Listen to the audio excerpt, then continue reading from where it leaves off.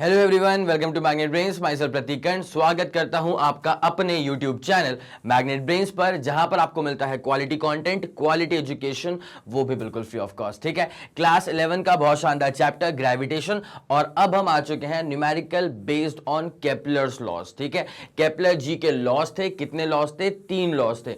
उन्हीं के ऊपर बेस यहां पे हमको न्यूमेरिकल्स देखने हैं। और एक बात आप जरा सोचिए कि इस ग्रेविटेशन चैप्टर के अंदर सबसे पहले आपने किस लॉ के बारे में जानकारी हासिल करी थी? Newton's law of gravitation. But वहां पे क्या बहुत ज्यादा टफ न्यूमेरिकल्स थे? नहीं, थोड़े बहुत कैलकुलेशन बेस्ड थे, लेकिन बहुत ज्यादा उसके अंदर ना ज्यादा स्मार्ट वर्क नहीं करना पड़ता था। लेकिन केपलर्स लॉज के अंदर जब इसके न्यूमेरिकल्स हम सॉल्व करेंगे, यहां पे आपको थोड़ा सा स्मार्ट वर्क जो है ना वो करना पड़ता है। अब किसी भी क्वेश्चन को सॉल्व करने के लिए जो भी प्री रिक्विजिट होता है वो मैं डिस्कस करते हुए चलूंगा, तो आपको लेफ्ट आउट फील नहीं होगा, आपको ये फील नहीं होगा कि सर ये हमने रिवाइज नहीं करा था इसलिए हमसे नहीं बन रहे हैं क्या। ऐसा कुछ नहीं होगा, सारी चीजें हम एकदम तरीके से करते हुए चलेंगे। बिना समय लगाए आपको लेके आते हैं इसके पहले लॉ के पहले क्वेश्चन के ऊपर। Now the thing is this कि किसी भी क्वेश्चन को समझने से पहले आपको एक बार ये देखना पड़ता है कि क्या आप फॉर्मूला वाइज स्ट्रांग हो। अगर आप फॉर्मूला वाइज स्ट्रांग नहीं हो तो क्वेश्चन को समझने के बाद भी ऑब्वियसली आप उसको सॉल्व तो नहीं कर पाएंगे। तो इसलिए मैं कहता हूं कि हमेशा फॉर्मूले की शीट बनाते हुए चला करो। ये मैं अपने हर लेक्चर में कहता हूं। ठीक है, चलिए अब जरा गौर करें, सवाल क्या बोलना चाह रहा है। The distance of 2 planets from the sun are 10 to the power 13 metre and 10 to the power 12 metre respectively. Now find the ratio of time periods and speed of the 2 planets। तो यहाँ पे दो चीजें निकालनी है, टाइम पीरियड का ratio निकालना है और स्पीड का रेशियो भी निकालना है, स्पीड ऑफ द 2 planets इनका रेशियो निकालना है। नाउ अब एक बात पे आप जरा अच्छे से गौर करिएगा, जरा सोचिए ऐसा कौन सा लॉ था या ऐसा कौन सा फॉर्मूला था जहां पे आपने इन चीजों के बारे में रिलेशन देखा है, दैट इज टाइम और डिस्टेंस के बारे में। तो मैं आपको बता देता हूं, यहां पे थर्ड लॉ जो था ना, लॉ ऑफ टाइम पीरियड, वहां पे बात करी गई थी टाइम और डिस्टेंस के बारे में। ठीक है, डिस्टेंस कहां से कहां तक का? सन के सेंटर से लेकर के किसी भी गिवन प्लैनेट के सेंटर तक का जो डिस्टेंस था दैट इज आर, और रेवोल्यूशन का जो टाइम पीरियड था दैट इज टी। तो यहां पर जो रिलेशन आता है, आपको जरा एक बार रिलेशन पे लेके चलता हूं, उसके बाद सवाल तो सॉल्व करना स्टार्ट कर ही लेंगे। देखिए बेटा, according to third law, now according to third law, और किसका थर्ड लॉ? केपलर्स का थर्ड लॉ। ठीक है, now according to Kepler's third law, Kepler के तीसरे लॉ के हिसाब से क्या होता है, मैं आपको पूरी कहानी जो है बताता हूं। देखिए, T square proportional to R cube होता है।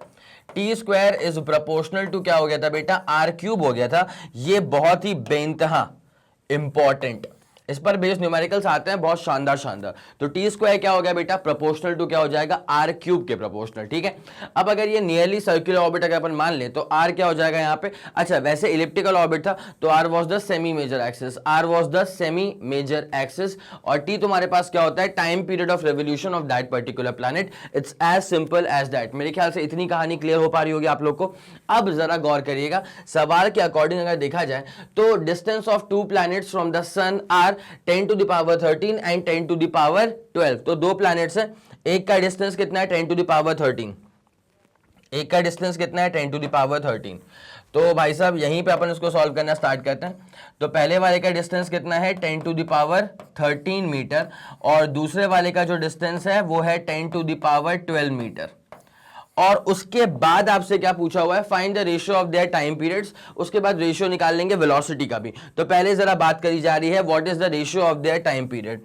तो T1 बाई T2 का रेशियो क्या होगा, आपसे ये पूछा हुआ है। तो बेसिक सी बात है, फॉर्मूला ही अप्लाई करने वाला हूं। क्या अप्लाई करने वाला हूं? फॉर्मूला ही अप्लाई करने वाला हूं। Time period is proportional to क्या होता है? आर का क्यूब। तो यहां से मैं सीधे कह सकता हूं कि T1 is proportional to, T1 का स्क्वायर इज प्रोपोर्शनल टू, यहां पे स्क्वायर है ना, तो T1 का square is proportional to R1 का क्यूब। तो बेटा अब जैसे प्रोपोर्शनलिटी कांस्टेंट हटाऊं, मतलब इक्वल टू लगाऊंगा, तो क्या आ जाएगा? Proportionality constant. तो मान लो K आ गया, तो T1 का square is equal to K times R1 का स्क्वायर हो गया। सिमिलरली अगर मैं यही लॉजिक लगाऊं, अब जो दूसरा वाला प्लैनेट है, जो दूसरा वाला प्लैनेट है उसके लिए कहानी क्या होने वाली है? टाइम पीरियड अब उसका दूसरा होगा। ठीक है, तो T2 का स्क्वायर प्रोपोर्शनल टू क्या होता है? आर का क्यूब। जैसे मैंने इक्वल टू लगाया है तो क्या आ जाएगा? प्रोपोर्शनलिटी कांस्टेंट, और यहां पे क्या हो जाएगा फिर? ये R2 का क्यूब। आया समझ? पक्का आगे समझ में?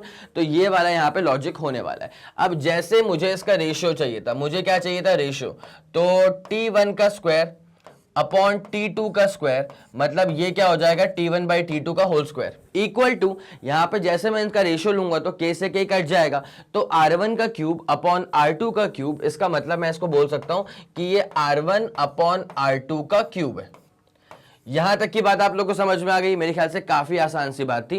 तो आप चल रहे हैं पूरा थर्ड लॉ के हिसाब से, जहां पे कहा गया है कि टाइम पीरियड का square is proportional to semi major axis का क्यूब होता है। ठीक है, मेरे ख्याल से आप लोगों ने पिछले लेक्चर्स भी देख लिए होंगे, अगर नहीं देखा है किसी कारणवश तो एक बार प्लेलिस्ट में जाकर के इसके पहले वो वाला वीडियो भी देख लेना। ठीक है, बाकी ऐसा कुछ नहीं है कि मैं चीजें यहाँ पे कवर अप नहीं करवाऊंगा पुरानी वाली, वो सब चीजें ही बताते हुए चलूंगा। फॉर एग्जाम्पल ये जो मैंने आपको बताया। ठीक है, अब जरा गौर करें यहाँ पे, तो आपको टाइम पीरियड का रेशियो निकालना है, तो फिलहाल तो T1 बाई T2 का स्क्वायर हो रहा है is equal to R1 by R2 का क्यूब। अब R1 की वैल्यू कितनी है, R1 कितना था 10 टू द पावर 13 और R2 कितना है 10 टू द पावर 12, तो 10 to the power 13 upon 10 to the power 12, और इसका क्या करना है बेटा, अपने को क्यूब करना है। क्या करना है, इसका क्यूब करना है। यहां तक कोई दिक्कत वाली बात तो नहीं है। तो यहां से T1 बाई T2 का स्क्वायर, T1 बाई T2 का स्क्वायर इज इक्वल टू क्या आ जाएगा, यहां जैसे हम इसको सॉल्व करेंगे ना तो हमारे पास बचेगा ये 10 क्यूब। ठीक है,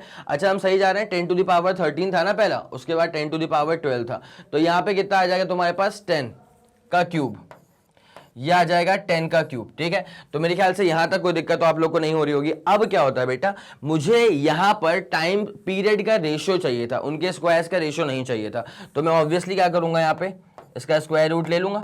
तो जैसे मैं इसका स्क्वायर रूट लूंगा ना, तो स्क्वायर रूट लेने का मतलब क्या होता है, पावर को 1/2 से मल्टीप्लाई कर देना। तो 10 की पावर यहां पहले से क्या मौजूद है 3, तो जब मैं 3 को 1/2 से मल्टीप्लाई करूंगा तो क्या बन जाएगा 10 की पावर 3/2, 10 की पावर क्या बन जाएगा 3/2। अच्छा एक छोटी सी बात है, मैं आपको यहीं पे इसको सेपरेशन दे के ही क्लियर कर देता हूं, नहीं तो फिर तुमको वापस से दूसरे पेज पे नोट करना पड़ेगा ना। चले अब जरा गौर करिएगा, बहुत सिंपल सी बात है, टाइम पीरियड का रेशियो पूछा हुआ था, अब वो रेशियो कैसे आने वाला है जरा गौर फरमाएं। कलर चेंज करते हैं, T1 बाई T2 वैसे तो आ चुका है 10 की पावर 3/2, लेकिन 10 की पावर 3/2 के बारे में अगर आप सोचें तो आप उसको ऐसे भी लिख सकते हैं 10 इंटू 10 की पावर 1/2। मेरे ख्याल से बेसिक फंडा आपको आता होगा मैथ्स का, when the basis are same then powers are added. ठीक है, यहां पे 10 की पावर 1 है, यहां पे 10 की पावर 1/2 है, तो जब बेस सेम होंगे तो पावर्स को ऐड कर दोगे, दैट इज 1 प्लस 1/2, जो कि ऑटोमेटिकली क्या आ जाएगा 3/2। तो यहां पे आप सिंपल तौर पे कह सकते हैं कि T1, यहां पे आप सिंपल तौर पे कह सकते हैं कि T1 बाई T2 जो है वो आ जाएगा 10 root of 10। It's as simple as that. T1 by T2 क्या आ गया है 10 रूट ऑफ 10, बस इतनी सी बात है। आया समझ की नहीं आया, तो आपका आंसर जो टाइम पीरियड्स का था वो आ जाएगा 10 root 10। It's as simple as that, एक बार चेक कर लिया। चलो भैया ये आ गया अपना answer 10 root 10। It's as simple as that. तो बिल्कुल तरीके से एक काम करा जाए, पहले जरा इसका स्क्रीनशॉट ले लो टाइम पीरियड्स के रेशियो का, उसके बाद इसी के अंदर एक एडिशनल पार्ट भी था कि आपको वेलोसिटीज का भी रेशियो निकालना है, तो वो भी निकाल के दिखा देंगे भाई साहब, इत्मीनान वाली बात है, कोई टेंशन वाली बात नहीं है। बस पहले आप जरा एक बार इसका स्क्रीनशॉट लीजिए, उसके बाद कहानी को आगे बढ़ाते हैं। जल्दी करिएगा please, 3 2 1 ready go and done. चलिए मेरे ख्याल से ये वाला काम तो आपका हो गया होगा। तो टाइम पीरियड्स का रेशियो कितना आ गया है 10 root 10। It's as simple as that.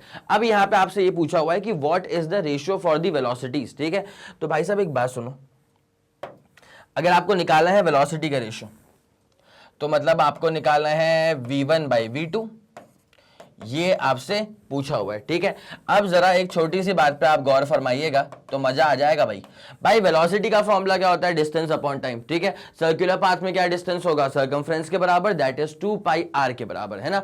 तो अगर मैं इसी के अकॉर्डिंग कहानी को आगे लेकर के चलूंगा तो आप समझ जाएंगे। देखिए वेलोसिटी का फॉर्मूला क्या होता है, डिस्टेंस अपॉन टाइम तो होता ही है, तो सर्कुलर पाथ में डिस्टेंस क्या होगा 2 पाई r1 अपॉन टाइम क्या हो जाएगा t1 के बराबर। ठीक है, एंड यहीं पर अगर आप v2 निकालें, वेलोसिटी निकालें दूसरे वाले केस में, तो क्या हो जाएगा डिस्टेंस अपॉन टाइम, तो डिस्टेंस क्या हो जाएगा 2 पाई r2 अपॉन टाइम क्या हो जाएगा यहां से t2, टाइम क्या हो जाएगा यहां से t2। बस इतनी सी बात है।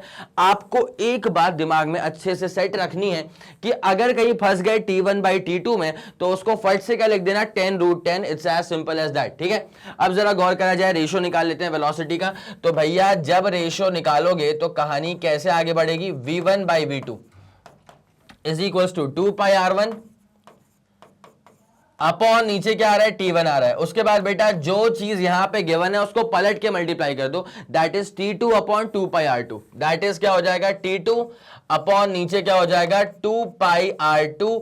It's as simple as that. मेरे ख्याल में इतना पूरा चमक गया होगा। अब उसके बाद क्या करना है, काटा पीटी मचाओ, उसके बाद देखते हैं भाई साहब क्या बचता है हमारे पास। तो T1 V1 by V2 is equals to, यहाँ पे 2π तो अब इसकी तो मतलब हल्दी मेहंदी हो चुकी है, तो यहाँ पे क्या बचेगा R1 बाई R2, यहाँ पे क्या बचेगा R1 बाई R2, और उसके बाद यहां पे अगर गौर किया जाए तो ये बचेगा T2 बाई T1। क्या बचेगा बेटा, T2 बाई T1। अब जरा गौर करना, एक छोटी सी बात और है, R1 R2 को लेकर के घबराना मत, क्योंकि तुम इसके साथ खेल चुके हो पहले ही, बिकॉज ये पहले से ही गिवन था। यहां दिख रहा होगा R1 कितना है 10 की पावर 13, R2 कितना है 10 की पावर 12। ठीक है, अब इन चीजों को यूज करते हैं। T1 बाई T2 बता चुका था मैं कि 10 रूट 10 आता है। ठीक है, अब जरा गौर करें, R1 कितना है 10 की पावर 13 और R2 कितना है 10 की पावर 12।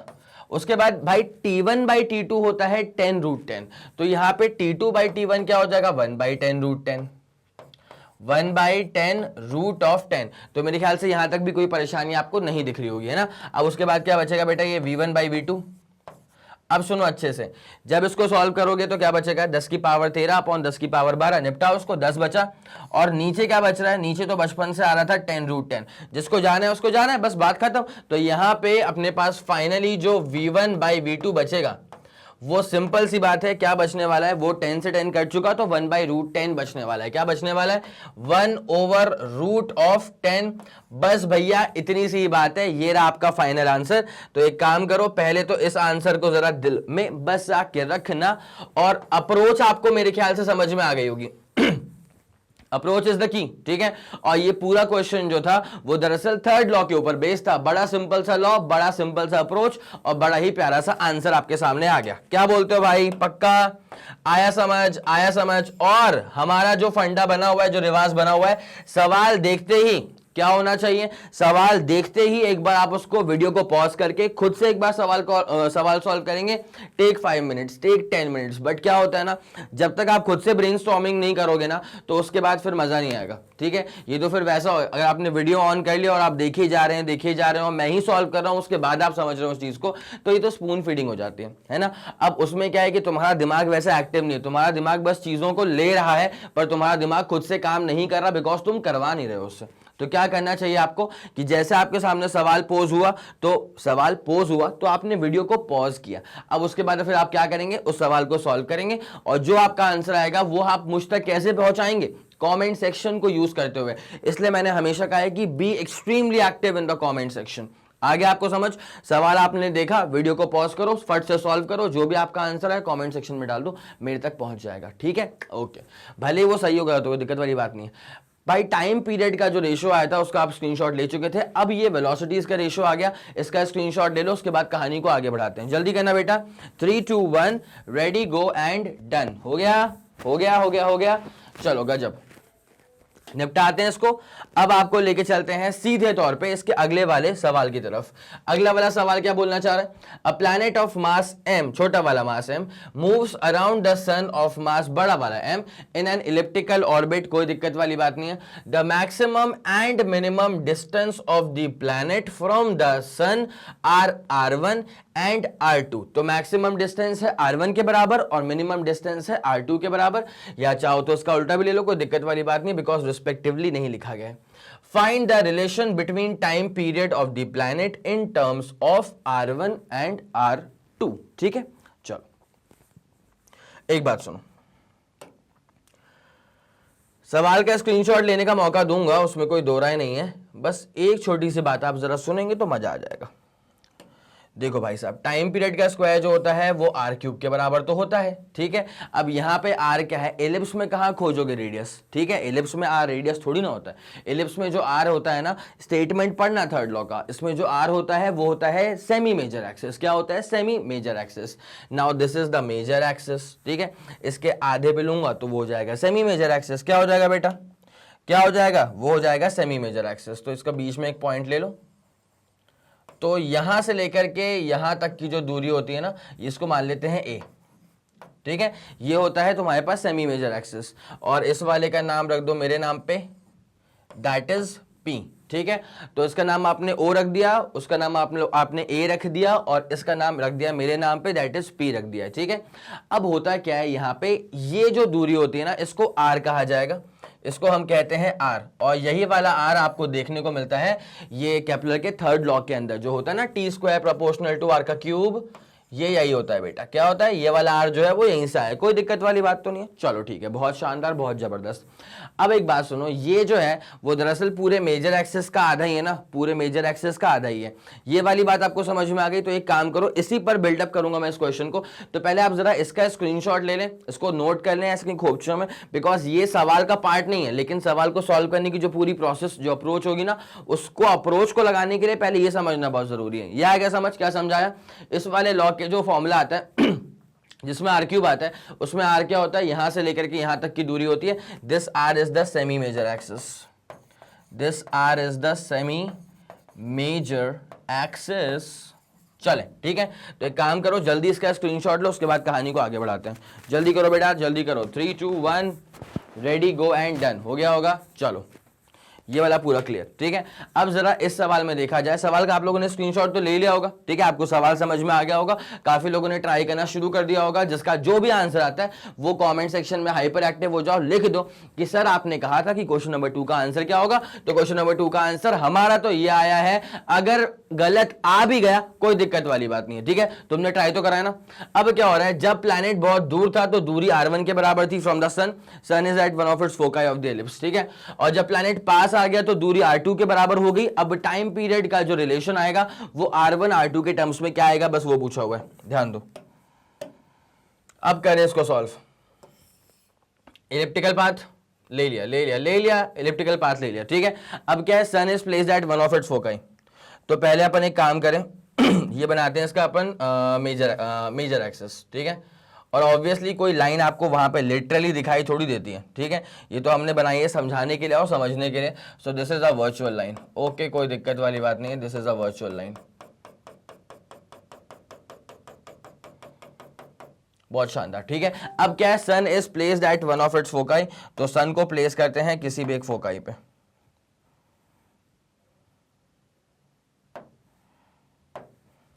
चलो ये हमने प्लेस कर दिया है सन को, ठीक है, गौर फरमाइएगा, ये हमने किसको प्लेस कर दिया है, सन को। अब क्या है, प्लैनेट की ना सबसे दूर वाली जगह कौन सी होगी, ये वाली, ठीक है, इसे कहते हैं एपिहीलियन। और प्लैनेट सबसे पास कब होगा सन के, जब यहाँ पे आ जाएगा, उसको बोलते हैं पेरिहीलियन। तो प्लैनेट को भी बना दिया जाए, उसके बाद कहानी को फिर अच्छे से डेवलप करेंगे, ठीक है।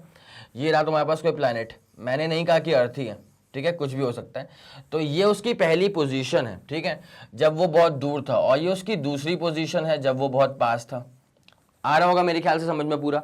तो यहां से लेकर के यहां तक की जो दूरी है ना बेटा, जरा गौर फरमाइएगा अच्छे से। किससे बनाया इसको, वाइट से कर लेते हैं। यहां से लेकर के जो यहां तक की दूरी है ना बेटा, इसको R1 नाम दिया गया है। इसको नाम क्या दिया गया है, इसको नाम दिया गया है R1 सवाल के अकॉर्डिंग, ठीक है। और उसी के बाद जब यहां पे आप दूरी मेजर करेंगे, जब यहां से लेकर के यहां तक की आप दूरी देखेंगे, तो इसको नाम दिया गया है R2। इसको नाम क्या दिया गया है बेटा, R2। और ये हर डिस्टेंस आप कहां से मेजर कर रहे हैं, यहां से मेजर कर रहे हैं, ठीक है, फ्रॉम दी सन मेजर करते हैं ना। तो R1 वो रहा, R2 ये रहा। अब एक बात सुनना भाई, ये तो तुम्हारे पास R1 प्लस R2 क्या हो गया, तेरे पास पूरा मेजर एक्सेस हो गया, ठीक है। तो मैं इसको लिख भी देता हूं, बिकॉज मेरे को काम किससे पड़ेगा, मुझे काम पड़ेगा सेमी मेजर एक्सेस से, ठीक है। तो यहां पे अगर आप गौर करें तो R1 से लेकर के R2 तक की जो पूरी दूरी है, जब इसको ऐड कर देंगे, so this is equal to complete major axis, this is equal to complete major axis, ठीक है। बट मुझे क्या चाहिए, सेमी मेजर एक्सेस। तो सेमी मेजर एक्सेस, जिसको तो हम R बोल देंगे, ठीक है। अब वो किसके बराबर होगा, R1 प्लस R2 अपॉन 2। ये किसके बराबर होगा, R1 प्लस R2 अपॉन 2। तो ये आ जाएगा तुम्हारे पास सेमी मेजर एक्सेस। क्या आप लोग को इतनी पूरी बात समझ में आ गई है, आ गई पक्का। अब जरा गौर करेंगे, आपको रिलेशन निकालना था ना, ठीक है। तो आप यहां पे अप्लाई कर दीजिए according to Kepler's third law. Now according to Kepler's third law, Kepler के थर्ड लॉ के अकॉर्डिंग क्या होगा, now according to Kepler's third law, कहानी ये डेवलप होती है कि टाइम पीरियड का square is proportional to semi major axis का क्यूब। क्या बोला मैंने, टाइम पीरियड, गौर फरमाइएगा अच्छे से, टाइम पीरियड का स्क्वायर इज प्रोपोर्शनल टू, बेटा क्या हो जाता है यहां पे, सेमी मेजर एक्सिस का क्यूब, सेमी मेजर एक्सिस का क्यूब। तो अब भाई साहब सेमी मेजर एक्सिस तो आराम से आपको समझ में आ गया होगा ना, यहां लिखा हुआ था, तो सेमी मेजर एक्सिस का क्यूब। अब देखो सिंपल सी बात है, टाइम पीरियड का स्क्वायर यहां पे क्या लिखेंगे इसको, टी का स्क्वायर, कोई दिक्कत नहीं है। प्रोपोर्शनल टू, यहां पे सेमी मेजर एक्सिस मतलब आर, और आर कितना आ गया, R1 प्लस R2 अपॉन 2, तो ये आ जाएगा तुम्हारे पास R1 प्लस R2 अपॉन 2, इसका क्या हो जाएगा, इसका क्यूब हो जाएगा। तो ये रिलेशन यहां पे डेवलप हो गया है कि टाइम पीरियड का square is proportional to R1 plus R2 का cube, R1 plus R2 upon 2 का क्यूब। तो या तो आपका आंसर ये हो सकता है, कोई दिक्कत वाली बात नहीं है, या तो आपका आंसर ये हो सकता है, या तो आप अगर चाहें तो आप जरा इसको ऐसे भी कर सकते हैं कि यार मेरे को बस टाइम पीरियड का निकालना था, तो ये क्या हो जाएगा, ये हो जाएगा R1 प्लस R2 अपॉन 2, इसका होल पावर क्या था बेटा, 3 था, लेकिन आप इसका स्क्वायर रूट ले लिए तो इसका मतलब यहां पावर क्या हो जाएगा, 3/2। सो this is also easily acceptable answer. मेरे ख्याल से आपको ये दोनों फंडा समझ में आ गया होगा, या तो ये वाला बोल दो या तो ये वाला बोल दो, लेकिन यहां सीखने को क्या मिल रहा है कि जो सेकंड जो थर्ड लॉ होता है उसमें जो प्रोपोर्शनल के बाद आर का क्यूब जो आता है ना, वो आर क्या होता है, वो आर दरअसल सेमी मेजर एक्सिस होती है। इतनी बात समझ में आ गई, एक बार जरा आंसर भी इसका चेक कर लिया जाए। इसका आंसर आ गया है T square proportional to R1 plus R2 upon 2 का होल क्यूब। मैंने कहा था कि यहाँ पे टी स्क्वायर के टर्म्स में आंसर देके रखा हुआ है, मतलब ये वाला आंसर जो है वो मैंने देके रखा है, लेकिन अगर आपका मन करे तो आप यहां तक भी पहुंच सकते हैं, कोई दिक्कत वाली बात नहीं है, ठीक है। अच्छा, अगर ऑप्शन एमसीक्यूज में आएगा तो फिर ऑब्वियसली टी स्क्वायर होगा, तो टी स्क्वायर वाला टिक करके आना। आया समझ के नहीं आया, चलो ठीक, काम करो, एक बार जरा इसका स्क्रीनशॉट ले लो, कॉपी किताब लेके आप लोग बैठे होंगे तो फिर नोट करते हुए चलेगा, अगर समय कम है तो कोई दिक्कत नहीं है, इसका स्क्रीनशॉट ले लो, रात में लिख लेना आराम से बैठ करके, कोई दिक्कत वाली बात नहीं है। जल्दी करो फिर अपन इसमें आगे बढ़ते हैं, जल्दी करो बेटा। 3 2 1 रेडी गो एंड डन, हो गया। चलो गजब, ये वाला केस पूरा आपका क्लियर हो चुका है। अब जरा जल्दी कूदा जाए इसके अगले वाले कंटेंट पे। क्या लिखा हुआ है, अ मास m is broken into 2 masses, छोटा वाला m, एंड दूसरा है m माइनस m।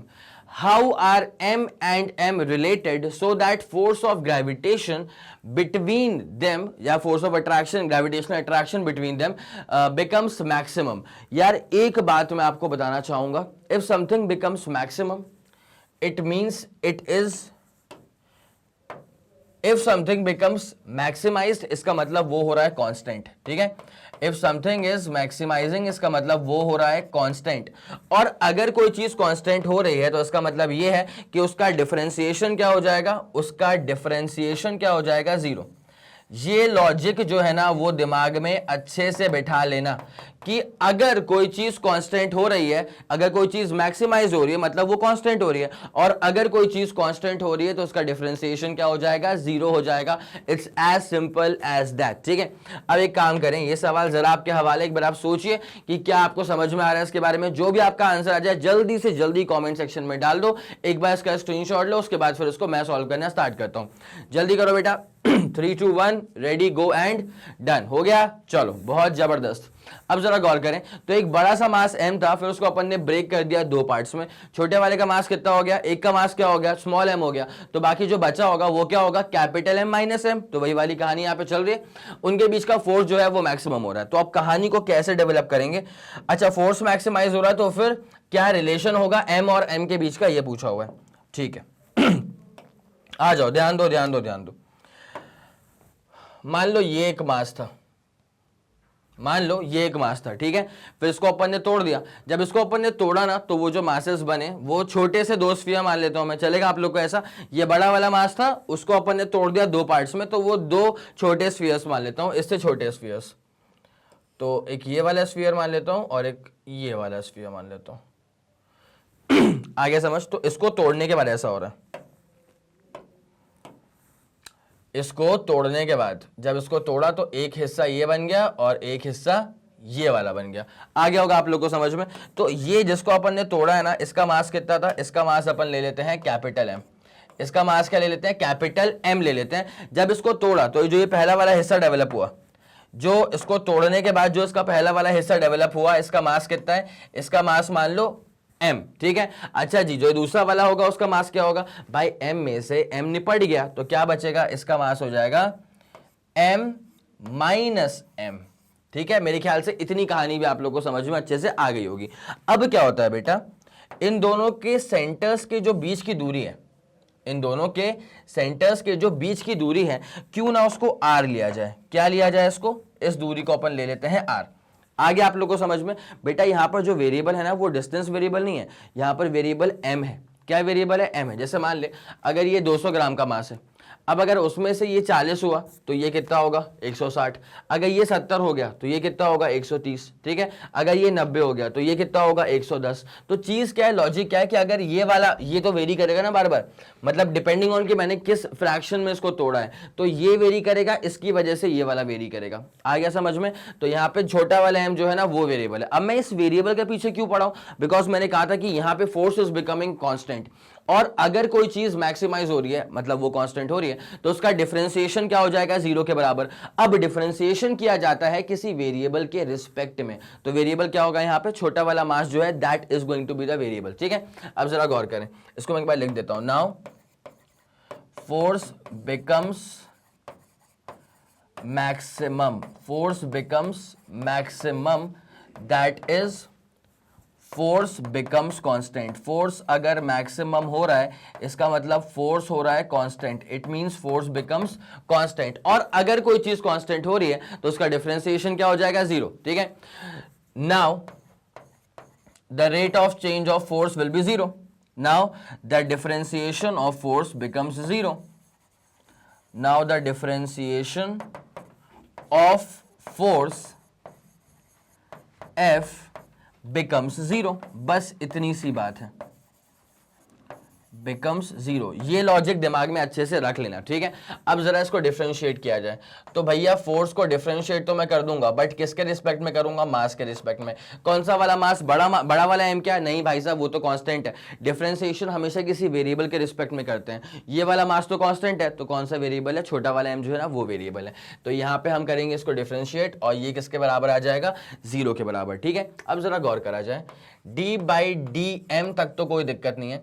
भाई साहब ये फोर्स का फॉर्मूला क्या होता है, तो फोर्स का फॉर्मूला होता है g m1 m2 by r का स्क्वायर। तो ये क्या आ जाएगा अपने पास, g भाई पहली वाली बॉडी का मास क्या है m, और दूसरी वाली बॉडी का मास क्या है m माइनस m, तो g m1 m2, g m1 m2 upon नीचे क्या आ जाएगा r का square, and that is nothing but it should be equal to 0। क्या हो जाएगा ये, this should be equal to 0 obviously.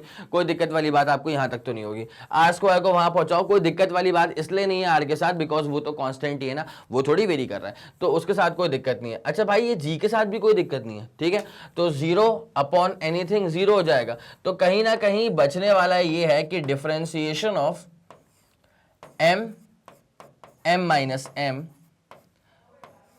This should be equal to 0। यहां तक कोई परेशानी हो रही कि आप लोग को, नहीं ना। इस वाले m को नीचे मत पटक देना, क्यों, ये वाला m जो वेरिएबल है इसका डिफरेंशिएशन होगा, अभी बचा हुआ है बेटा, बचा हुआ है।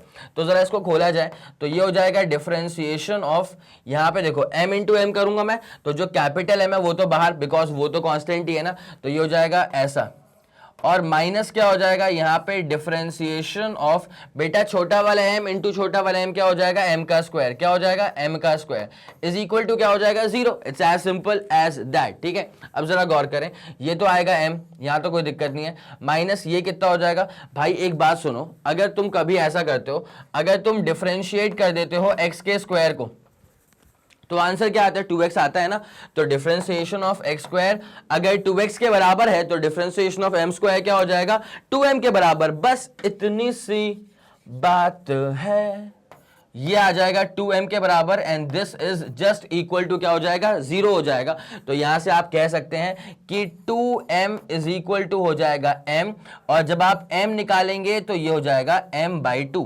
यार आंसर किस पैटर्न में दिया हुआ है, दैट मैटर्स अ लॉट। ठीक है, तो यहां पे आंसर क्या होगा, आपको m और m के बीच में रिलेशन निकालना था, तो m इज इक्वल टू क्या आ गया, 2m आ गया। बस इतनी सी बात है। तो मैं इसको एक बार जरा ऐसे लिख देता हूं ताकि आप तरीके से नोट कर पाए। आपको m निकालना था, तो m इज इक्वल टू क्या हो गया, 2m, बस यही वो आंसर है जिसको तुम्हें दिल में बसा के रखना है। तो ये रहा आपका कंप्लीट सॉल्यूशन। एक बार आंसर को आपको चेक भी करवा दूंगा, पहले इसको जरा दिल में तो बसा के रख लो, ठीक है। अब जरा आंसर चेक कर लो उसका, 2m आ रहा है कि नहीं आ रहा है। बड़ा वाला m इज इक्वल टू क्या हो जाएगा, 2m। मेरे ख्याल से पूरी कहानी यहां पे क्लियर हो गई होगी आप लोग को। तो जल्दी से इसका स्क्रीनशॉट ले लो। ये नाउ लिखा हुआ है, न्यू नहीं है, नाउ है, ये नाउ लिखा हुआ है, ठीक है। तो जल्दी आप इसका स्क्रीनशॉट ले लीजिए, उसके बाद कहानी को यहां पे आगे बढ़ाते हैं। जल्दी करिएगा प्लीज बेटा। 3 2 1 रेडी गो एंड डन। हो गया। चलो गजब। अब इसको निपटाया जाए। ये वाला क्वेश्चन नंबर 3 भी आपका डन हो चुका है। अब आपको लेके चलते हैं क्वेश्चन नंबर 4 के ऊपर। Assuming that Earth is a sphere of radius r, at what height will the value of acceleration due to gravity be half of its value at the surface of Earth. ठीक है, acceleration due to gravity की value, जैसे आप ऊपर की तरफ जाते हैं तो एक्सेलरेशन ड्यू टू ग्रेविटी की जो वैल्यू होती है वो रिड्यूस हो जाती है। अब कितने हाइट पर ऐसा होगा कि एक्सेलरेशन ड्यू टू ग्रेविटी की जो वैल्यू है वो हाफ हो जाएगी बेटा। कितनी हो जाएगी? हाफ हो जाएगी। बस यही अपने को निकालना है। तो एक काम करो, जल्दी एक बार सेल्फ ट्राई करो, बन गया तो बहुत शानदार, अदरवाइज फिर इसको मैं सॉल्व करवाता हूं। सेल्फ ट्राई तो बनता है, जो भी आंसर आए कमेंट सेक्शन में डाल देना। सही हुआ तो बहुत जबरदस्त, अगर नहीं हुआ तो कोई दिक्कत नहीं है, सोल्यूशन चेक कर लेना। ठीक है, जल्दी करो एक बार। चलिए ठीक है, सवाल देख लिया होगा आप लोगों ने। अब जरा देखा जाए कि क्या आपके आंसर आए थे। अगर आंसर सही आ गए तो बहुत बढ़िया, बल्ले बल्ले, अदरवाइज अगर नहीं आ पाए तो कोई दिक्कत नहीं। अब देख लो सोल्यूशन कैसे होगा इसका। तो at assuming that Earth is a sphere, बहुत बढ़िया, रेडियस आर है, at what altitude what height will the value of acceleration due to gravity become half of its value on the surface of Earth. चलो भैया आ जाओ, यहां पे आ जाओ, ध्यान देना, बहुत ही इत्मीनान से ध्यान देना। अर्थ, ठीक है, अर्थ ले लिया। अब कितनी हाइट पर ऐसा हो रहा है कि एक्सेलरेशन ड्यू टू ग्रेविटी की जो वैल्यू है ना वो हाफ हो रही है। कितनी हाइट पर ऐसा हो रहा है कि एक्सेलरेशन ड्यू टू ग्रेविटी की वैल्यू हाफ हो जाएगी। तो ये अपन मान लेते हैं कि इस हाइट पे मान ले ऐसा हो रहा है अगर, ठीक है। अब यहाँ पे कोई लाइन तो एग्जिस्ट करेगी नहीं, मैंने बना के रखा है वर्चुअल। तो भाई साहब इसको काटो, ये मैंने बना के रखा है वर्चुअल, ठीक है। तो हटाओ उसको, हटाओ। अरे क्या हो रहा है, ये कभी कभी हो जाता है। हो गया यहाँ पे, फिर से आ गया समझ में आप लोग को, ठीक है। तो इस वाले हाइट पे क्या हो रहा है, acceleration due to gravity is becoming half. अगर ऐसा हो रहा है तो कैसे लिखेंगे इसको बेटा अपन? लिखने का तरीका जरा समझ जाओ। इस वाले पॉइंट पे जी डैश जो हो रहा है वो g/2 हो रहा है। वो भी कैसे पता मुझे? भाई साहब वो इंग्लिश में गिवन था, सवाल में हमको ये चीज इंग्लिश में गिवन थी, ठीक है। समझ में आ गया होगा आप लोग को, है ना। अब जरा गौर करा जाएगा। भाई डिस्टेंसेस का खेल तो हम समझ चुके हैं यार, बहुत पहले समझ चुके हैं, ठीक है।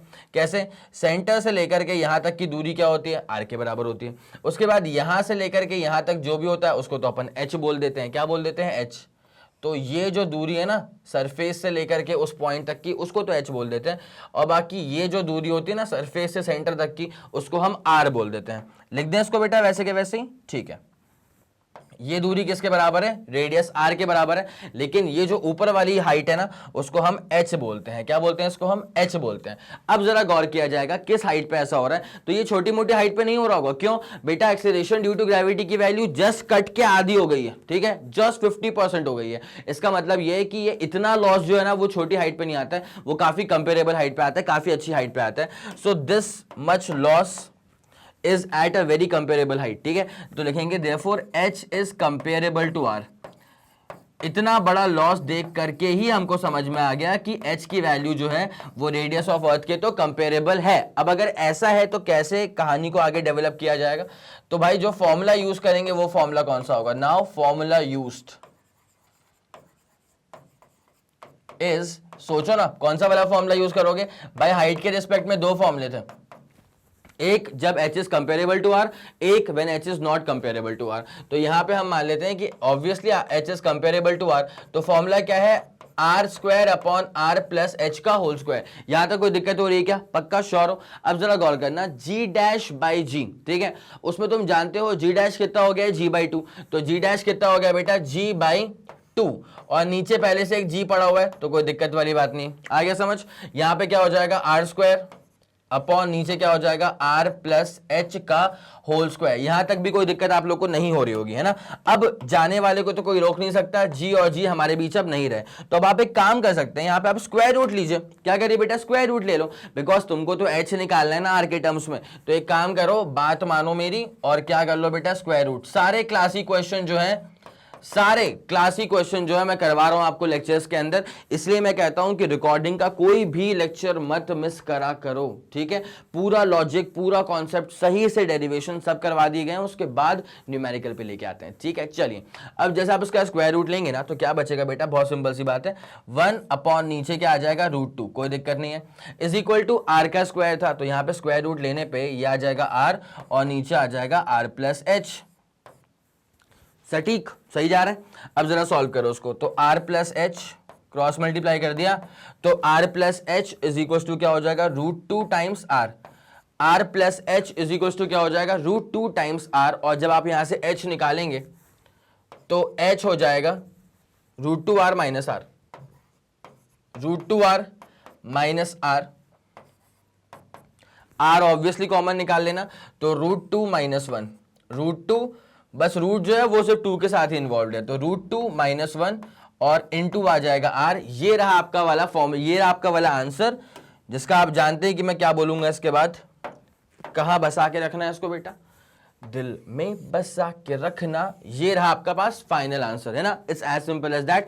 डिटेल्ड सोल्यूशन के साथ बता दिया है कैसे आप लोगों से स्कूल में एक्सपेक्टेशंस रहती हैं टीचर्स की, कि आप ऐसे फॉर्मूले वगैरह लिख दिया करेंगे कि हाँ sir according to this formula. फिर हमने अप्रोच को पूरा स्टार्ट करा है, और जी डैश की वैल्यू किसके बराबर थी, g/2, ये मैं पहले ही मेंशन कर चुका था, है ना। तो मेरे ख्याल से एक बार आंसर चेक भी कर लिया जाए कि सही जा रहे हैं क्या। बिल्कुल सही जा रहे हैं, √2 minus 1 into r is equal to h। तो डिटेल्ड सॉल्यूशन ये रहा आपके सामने। जल्दी आप इसका स्क्रीनशॉट लेंगे, कॉपी किताब लेके बैठे होंगे तो नोट करते हुए चलना, उसके बाद फिर कहानी को आगे बढ़ाया जाएगा। जल्दी करिए बेटा, 3 2 1 रेडी गो एंड डन। हो गया, चलो बहुत जबरदस्त, बहुत शानदार। क्लियर करें इसको। अब आपको लेके चलते हैं इसके अगले वाले सवाल की तरफ। अगला वाला क्वेश्चन जो है वो क्या बोलना चाह रहा है यहाँ पे, the radii of 2 planets are respectively r1 and r2। इसका मतलब 2 प्लैनेट्स हैं जिसमें से एक का रेडियस r1 के बराबर है, दूसरे का रेडियस r2 के बराबर है, and their densities are respectively ρ1 and ρ2। इसको p मत बोला करो, ये रो है ना, तो ρ1 और ρ2 है पहले वाले की और दूसरे वाले की respective densities. Okay good. What is the ratio of acceleration due to gravity at their surfaces. Acceleration due to gravity का रेशियो क्या होगा एट देयर सरफेसेस, ये आपसे पूछा हुआ है। एक छोटी सी बात मैं आपको ना बता दूं, आसान रहेगा। मैं नहीं बोला कि अर्थ है, कुछ भी है, ये कोई सा भी प्लैनेट होगा, कोई दिक्कत वाली बात नहीं है। तो किसी भी प्लैनेट का जो एक्सेलरेशन ड्यू टू ग्रेविटी होता है ना, वो दरअसल क्या होता है, फॉर्मूला क्या होता है, एक्सेलरेशन ड्यू टू ग्रेविटी का फॉर्मूला होता है gm/r का स्क्वायर, gm/r का स्क्वायर। ये वाला बेसिक फॉर्मूला होता है, ये वाला होता है बेसिक फॉर्मूला। और अगर ऑन दी सरफेस ऑफ अर्थ की बात करें या on the surface of the planet की बात करें, किसी भी प्लैनेट से आप बहुत ऊपर भी आ सकते हो, ठीक है, उस प्लैनेट के आप डेप्थ में भी जा सकते हो। But the thing is this कि मैं आपसे बात करने वाला हूं सिर्फ इस विषय पे कि अगर हम सरफेस ऑफ दी प्लैनेट खेलें तो क्या होगा, सरफेस ऑफ दी प्लैनेट खेलें तो क्या होगा। तो जरा गौर करिए, on the surface of the planet, अगर हम गेम खेल रहे हैं on the surface of planet, मैं अर्थ की बात ही नहीं कर रहा हूं, मैं एक जनरल चीज आपको बता रहा हूं, ठीक है। अगर आप ऐसे गौर करेंगे ना, तो यहां पे जो m है, this m is going to be the mass of that particular planet, this m is going to be the mass of that particular planet. अब जब यहां पे आ गए तो मैं आपसे एक बात पूछना चाहता हूं कि बस मुझे इतना बताइएगा कि अगर क्या बोला मैंने, अगर ऐसा होता है कि मैं एक पॉइंट ले लेता हूं, अर्थ की बात कर रहा हूं, अब मैं अगर एक पॉइंट अर्थ के डेप्थ में ले लेता हूं, ठीक है, तो वहां पर एक्सेलरेशन ड्यू टू ग्रेविटी की जो वैल्यू है वो बढ़ेगी या कम होगी। क्या पूछा है मैंने कि जैसे एक्सेलरेशन ड्यू टू ग्रेविटी की वैल्यू अर्थ के सरफेस पे कितनी होती है, या अर्थ के सरफेस के आसपास भी कितनी होती है, अप्रोक्सीमेटली 9.8 मीटर पर सेकंड स्क्वायर। अब उसको अप्रोक्सीमेटली अपन क्या लेते हैं, 10 ले लेते हैं। बट मैं क्या पूछ रहा हूं कि अगर हम डी डेप्थ नीचे की तरफ आ जाएंगे, तो डी डेप्थ नीचे आने के बाद बाद एक्सेलरेशन ड्यू टू ग्रेविटी की जो वैल्यू है वो बढ़ के मिलेगी या घट के मिलेगी, इंक्रीज हो जाएगी या डिक्रीज हो जाएगी, ये रहा आपके लिए सवाल। अब क्या करना है, आपको वीडियो को पॉज करना है और जल्दी कमेंट सेक्शन में जाकर के इसके आंसर्स कोट कर देना है कि sir the value of acceleration due to gravity with respect to depth will either increase और डिक्रीज, जो भी आपका आंसर रहेगा। ठीक है, चलिए यहां पे अब क्या हो गया, m क्या हो गया, mass of that particular planet. और अगर आप on the surface of the planet game खेल रहे हैं तो r is going to be the radius of the planet, r is going to be the radius of the planet. ठीक है, एक तो ये छोटी सी बात थी जो आपसे डिस्कस करनी थी। ठीक है, अब उसके बाद क्या है, इसके बियॉन्ड इसके अलावा एक फॉर्मूला है जो कि हमें इस क्वेश्चन को सॉल्व करने में काम आ जाएगा, वो फॉर्मूला है डेंसिटी का। डेंसिटी का फॉर्मूला क्या होता है, डेंसिटी का फॉर्मूला होता है मास पर यूनिट वॉल्यूम। ये बात आप लोग जानते हैं, डेंसिटी का फॉर्मूला क्या होता है, मास पर यूनिट वॉल्यूम। और एक और छोटी सी बात कई लोग नहीं जानते हैं बट वो भी मानेंगे नहीं, वॉल्यूम ऑफ द स्फीयर। एक काम करो ना, तुमसे मैंने अभी सवाल कौन सा पूछा था कि एक्सेलरेशन ड्यू टू ग्रेविटी की वैल्यू डेप्थ के रिस्पेक्ट में क्या होगा, बढ़ के मिलेगी या घट के मिलेगी, तो वो आप लोग समझ गए होंगे, कमेंट सेक्शन में आपने आंसर दे भी दिया होगा। अब एक और का आंसर दे दो, फट से बताओ वॉल्यूम ऑफ द स्फीयर क्या होता है जल्दी। एक स्फीयर का जिसका रेडियस r के बराबर है, उस स्फीयर का, सर्कल वर्कल की बात नहीं कर रहा मैं, स्फीयर की बात कर रहा हूं, उस स्फीयर का वॉल्यूम क्या होगा, बस ये बताना है। वीडियो को पॉज करो, कमेंट सेक्शन में जाओ, आंसर टाइप कर दो, समझ जाऊंगा मैं। ठीक है, हो गया, चलो ठीक है। तो अगर आप लोगों ने सही लिखा होगा तो आप लोगों ने ये लिखा होगा 4/3 pi r cube, this is the volume of the sphere. 4/3 pi r cube, क्या बोलते हो भाई साहब, ये लिखा है आप लोगों ने, तो ये आपके पास वॉल्यूम ऑफ द स्फीयर है ना। ये सब चीजें जो कि अभी काम आएंगी इस वाले क्वेश्चन को सॉल्व करने के लिए, खास तौर से ये वाला formula density equal to mass upon volume. जल्दी आप इसका स्क्रीनशॉट लीजिए, उसके बाद फिर कहानी को हम यहीं से आगे बढ़ाते हैं। जल्दी करेगा बेटा, 3 2 1 रेडी गो एंड डन। हो गया, चलो गजब, ये वाला केस तो आपका क्लियर हो चुका है। अब जरा कहानी को आगे बढ़ाया जाए। यहां पे सवाल के अकॉर्डिंग दो प्लैनेट्स थे, रेडियस r1 r2, डेंसिटीज कितना था ρ1 ρ2, what is the ratio of acceleration due to gravity on their surfaces. ठीक है, और रेडियस किसका बड़ा रेडियस है किसका छोटा है वो कुछ नहीं पता, डेंसिटी कुछ नहीं पता, तो ठीक है अपने हिसाब से फिर करना पड़ेगा, मानना पड़ेगा कुछ ना कुछ। ये ले लिया अपन ने पहला वाला प्लैनेट और ऐसा ही कुछ शानदार सा लेता हूं दूसरा वाला प्लैनेट। मैं नहीं कह रहा कि अर्थ ले रहा हूं, मैंने तो नहीं कहा भाई, तुमने सुना क्या ऐसा कुछ, पक्का मैंने नहीं कहा कि ये अर्थ ले रहा हूं। एक ले लिया प्लैनेट, इसका मास m1, इसका मास m2, इसका रेडियस r1, इसका रेडियस r2, इसकी डेंसिटी ρ1, इसकी डेंसिटी ρ2। अब जरा आपसे ये पूछा हुआ है कि what is the ratio of acceleration due to gravity on both the planets. तो यहां पर जो एक्सेलरेशन ड्यू टू ग्रेविटी है वो हो जाएगा g1, ठीक है, और यहां पर जो एक्सेलरेशन ड्यू टू ग्रेविटी है वो हो जाएगा g2। भाई बेसिक फॉर्मूला क्या होता है, यहां पे आता है कैपिटल G अपॉन रेडियस का स्क्वायर। ये पहला वाला प्लैनेट है, जी की वैल्यू चेंज तो होती नहीं है, मास किसका लेंगे पहले वाले प्लैनेट का, रेडियस भी किसका लेंगे पहले वाले प्लैनेट का, फिर उसका स्क्वायर कर देंगे। यहां पर भी क्या हो जाएगा, जी तो चेंज होता नहीं है, मास किसका लेंगे दूसरे वाले प्लैनेट का, रेडियस का स्क्वायर तो करना है बट रेडियस भी किसका लेंगे दूसरे वाले प्लैनेट का। It's as simple as that. ठीक है, अब यहाँ पे सवाल के अकॉर्डिंग ये है कि what is the ratio of their acceleration due to gravity at their surfaces. क्या रेशियो होगा एक्सेलरेशन ड्यू टू ग्रेविटी का, मतलब प्रॉपर फिर रेशियो निकालना ही पड़ेगा ऑब्वियसली, और कोई चारा है नहीं, बिकॉज इसमें एक सवाल ऐसा ही बनता है कि दोनों में ना एक्सेलरेशन ड्यू टू ग्रेविटी की वैल्यू सेम है तो किसी और का रेशियो पूछ लिया जाएगा, एक कैटेगरी वो भी बनती है। तो एक काम करा जाए, पहले तो एक बार इसको डिवाइड कर लेते हैं तो देखते हैं क्या मिलता है, उसके बाद जो चीज़ बचेगी ना उस पर बिल्डअप करना स्टार्ट करेंगे। तो जैसे आप g1/g2 करोगे ना बेटा, तो यहाँ पे आ जाएगा gm1/r1 का स्क्वायर और यहाँ पे आ जाएगा r2 का स्क्वायर अपॉन gm2। तो यहाँ से g1/g2, g से g निपट गया, तो यहाँ बचेगा m1/m2, यहाँ बचेगा m1/m2 और यहाँ पे बचेगा r2/r1 का होल स्क्वायर, यहाँ बचेगा r2/r1 का होल स्क्वायर। इतनी बात आप लोगों को समझ में आ गई है, पक्का आप श्योर हैं इस बात को लेकर के। अब जरा गौर करिएगा, डेंसिटीज के बारे में बातचीत करी जा रही है, ठीक है। क्या हमें सवाल में मासेस के बारे में कुछ गिवन है? जी नहीं, मासेस के बारे में कुछ नहीं गिवन है। वो तो यार अब डेंसिटी डिफरेंट थी तो मास होगा डिफरेंट, है ना, बिकॉज रेडियस भी सबका अलग अलग ही है तो मास भी अलग ही अलग होगा, तो इसलिए मैंने m1 m2 मान लिया। बट होता क्या ना बेटा, सवाल में अगर m1 m2 के टर्म्स गिवन नहीं है तो आंसर में भी m1 m2 के टर्म्स नहीं आ सकते। तो मतलब एक बात तो क्लियर हो गई कि मुझे मास को यहाँ से रिप्लेस करना ही पड़ेगा। अब मैं मास को रिप्लेस कैसे करूंगा, तो अब जरा गौर करना कैसे करेंगे, आराम से हो जाएगा, टेंशन ना लो। ये बन गई थी पहली वाली इक्वेशन, ये बन गई थी दूसरी वाली इक्वेशन, ठीक है। अब जैसे कि हम लोग जानते हैं कि according to the basic formula, according to the basic formula, density का फॉर्मूला क्या होता है, according to basic formula, density का फॉर्मूला क्या होता है, मास अपॉन वॉल्यूम। डेंसिटी क्या होता है, मास अपॉन वॉल्यूम। तो अगर डेंसिटी पहले वाले की निकालनी है तो मास किसका आएगा, पहले वाले प्लैनेट का मास, अपॉन क्या आएगा बेटा, अपॉन आएगा वॉल्यूम, अपॉन क्या आएगा, वॉल्यूम। और बताया वॉल्यूम क्या होता है, वॉल्यूम होता है 4/3 पाई आर क्यूब, तो 4/3 पाई r1 का क्यूब। ये आ जाएगा तुम्हारे पास ρ1, क्या आ जाएगा, ρ1 आ जाएगा। ये ρ1 आ चुका है। अब सिमिलरली यहीं से एक काम करो, डेंसिटी अगर निकालोगे दूसरे वाले प्लैनेट का, तो डेंसिटी क्या होता है, मास अपॉन वॉल्यूम। तो मास क्या हो जाएगा बेटा, मास हो जाएगा m2 दूसरे वाले का, अपॉन वॉल्यूम क्या हो जाएगा 4/3 पाई आर क्यूब, तो 4/3 पाई r2 का क्यूब। यहां तक हम सही जा रहे हैं मेरे ख्याल से, कोई दिक्कत वाली बात तो आपको नहीं लग रही होगी।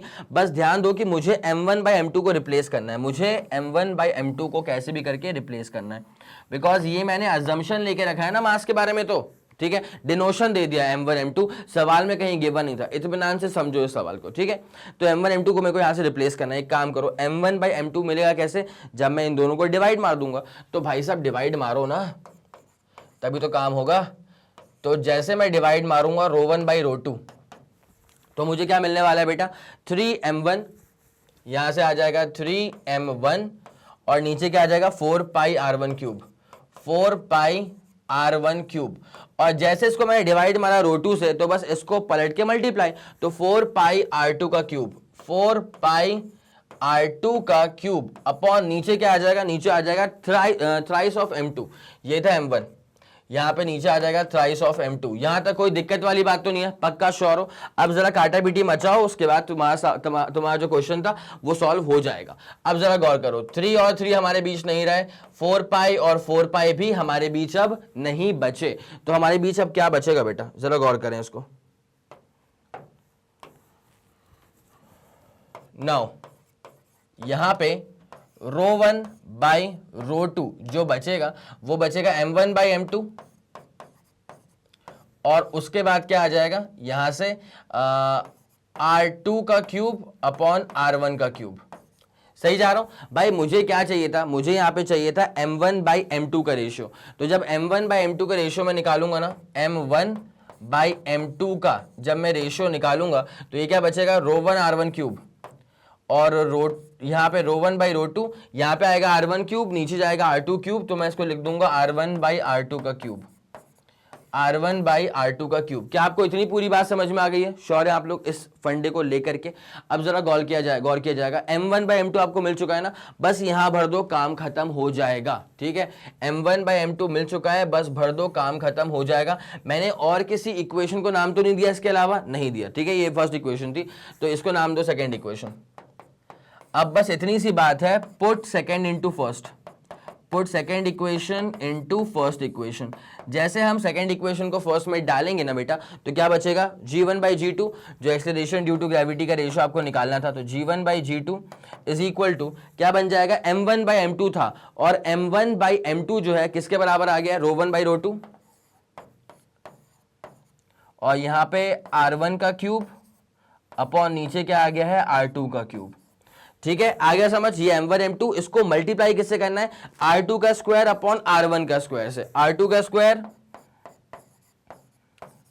अपॉन r1 के स्क्वायर से। होता है बेटा कभी कभी सवाल लंबा खिंच जाता है, ठीक है। अब एक काम करेंगे, काटा पीटी यहां बचाएंगे, तो r1 के स्क्वायर से r1 का स्क्वायर गया तो r1 बचा, r2 के स्क्वायर से r2 का स्क्वायर गया तो क्या बचा, r2 बचा।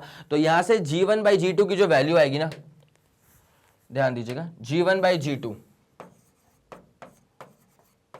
जो आएगा वो देखना पड़ेगा। यहां से ρ1/ρ2 तो है ही, कोई इसमें दो राय नहीं है, ρ1/ρ2 तो है ही, इसमें कोई दो राय नहीं है। अब उसके बाद क्या बच रहा है बेटा, यहाँ पे r1/r2, क्या बच रहा है, r1/r2, तो उसको लिख दिया जाए r1/r2। तो भाई साहब ये रहेगा इसका आंसर। एक बार चेक भी कर लें उसको, क्या सेम आंसर आ रहा है क्या। जी हाँ, R1 rho one upon R2 rho two, यहां पे भी तो वही आ रहा है, R1 rho one upon R2 rho two. हल्का सा लंबा सवाल था, लेकिन यहां पे आपको सीखने को बहुत कुछ मिला। हर सवाल तो ऐसा नहीं होता ना बेटा कि 2-2 मिनट में सॉल्व हो जाए। चलें फिर, दिल में बसा के रखना, ये आपका आ गया है कंप्लीट आंसर। तो भाई साहब आपको इसका स्क्रीनशॉट लेना होगा सवाल के पूरे डिटेल सॉल्यूशन का। तो ये रहा पहला पन्ना, जल्दी इसको छापो, जल्दी करो। 3 2 1 रेडी गो डन, कोई दिक्कत वाली बात नहीं है, हो गया, बहुत जबरदस्त। अब उसके बाद जो अपने पास कंप्लीट सोल्यूशन आया था वो ये रहा था आपके सामने, ठीक है। इसको आप लोगों ने नोट कर ही लिया होगा, और उसके बाद यहां पे हमने आंसर भी चेक कर लिए थे। मेरे ख्याल से कोई परेशानी अब तो आपको नहीं हो रही होगी। अब जल्दी से बिना समय लगाए आपको लेके चलते हैं क्वेश्चन नंबर 6 के ऊपर। सवाल देख लो, तुम्हें क्या समझ में आ रहा है, एक बार सेल्फ ट्राई करो। जो आपका आंसर आए कमेंट सेक्शन में डाल देना। सही हुआ तो जबरदस्त, अगर नहीं हुआ तो कोई दिक्कत वाली बात नहीं है, फिर उसको मैं सॉल्व करवाता हूं, ठीक है। एक बार सेल्फ ट्राई तो बनता है यार, जल्दी करना प्लीज। चलिए, बहुत शानदार, सवाल को आप लोगों ने देख लिया होगा। क्या आप लोग को यह बात समझ में आई है कि ये केपलर के थर्ड लॉ के ऊपर बेस्ड है? अब जरा गौर किया जाए, यहां पे थर्ड लॉ बेसिकली क्या होता है भाई साहब, बहुत जबरदस्त न्यूमेरिकल्स करवा चुके हैं और होते भी हैं इसके ऊपर। T square proportional to are का cube, T square proportional to क्या होता है बेटा, आर का क्यूब, ठीक है। अब इस सवाल पे जरा आया जाए, क्या कवि क्या कहना चाह रहा है हमसे। तो 2 सैटेलाइट्स हैं, 2 satellite of a planet, okay, एक ही प्लैनेट है, उसके अबाउट 2 सैटेलाइट्स हैं, having time period of 32 days and 256 days, okay. भाई गिवन डेटा लिख लो पहले, सबसे शानदार चीज तो वही होती है। पहले वाला और दूसरे वाला जो टाइम पीरियड है वो क्या क्या है, पेन बहुत शानदार आ गया आज तो। कितना है बेटा, 32 और 256 दिन। तो 32 डेज भाई साहब, इसको आवर्स में सेकंड्स में कन्वर्ट मत करो, बहुत ज्यादा टाइम जाएगा, ठीक है। तो 32 डेज है और कितना है, 256 डेज, ठीक है। If the radius of the orbit of former, मतलब पहले वाले का मतलब R1, पहले वाले का रेडियस अगर R1 मतलब अगर वो R के बराबर है, सवाल में गिवन है, then find the orbital radius of the lighter, मतलब इसके बाद वाला जो है मतलब R2। तो ये R2 क्या होगा, ये आपको नहीं पता, ये आपको निकालना है, ठीक है। अब भाई साहब कुछ नहीं है, अकॉर्डिंग टू क्या करेंगे भाई साहब, यहां पे अपन according to third law, now according to Kepler's third law,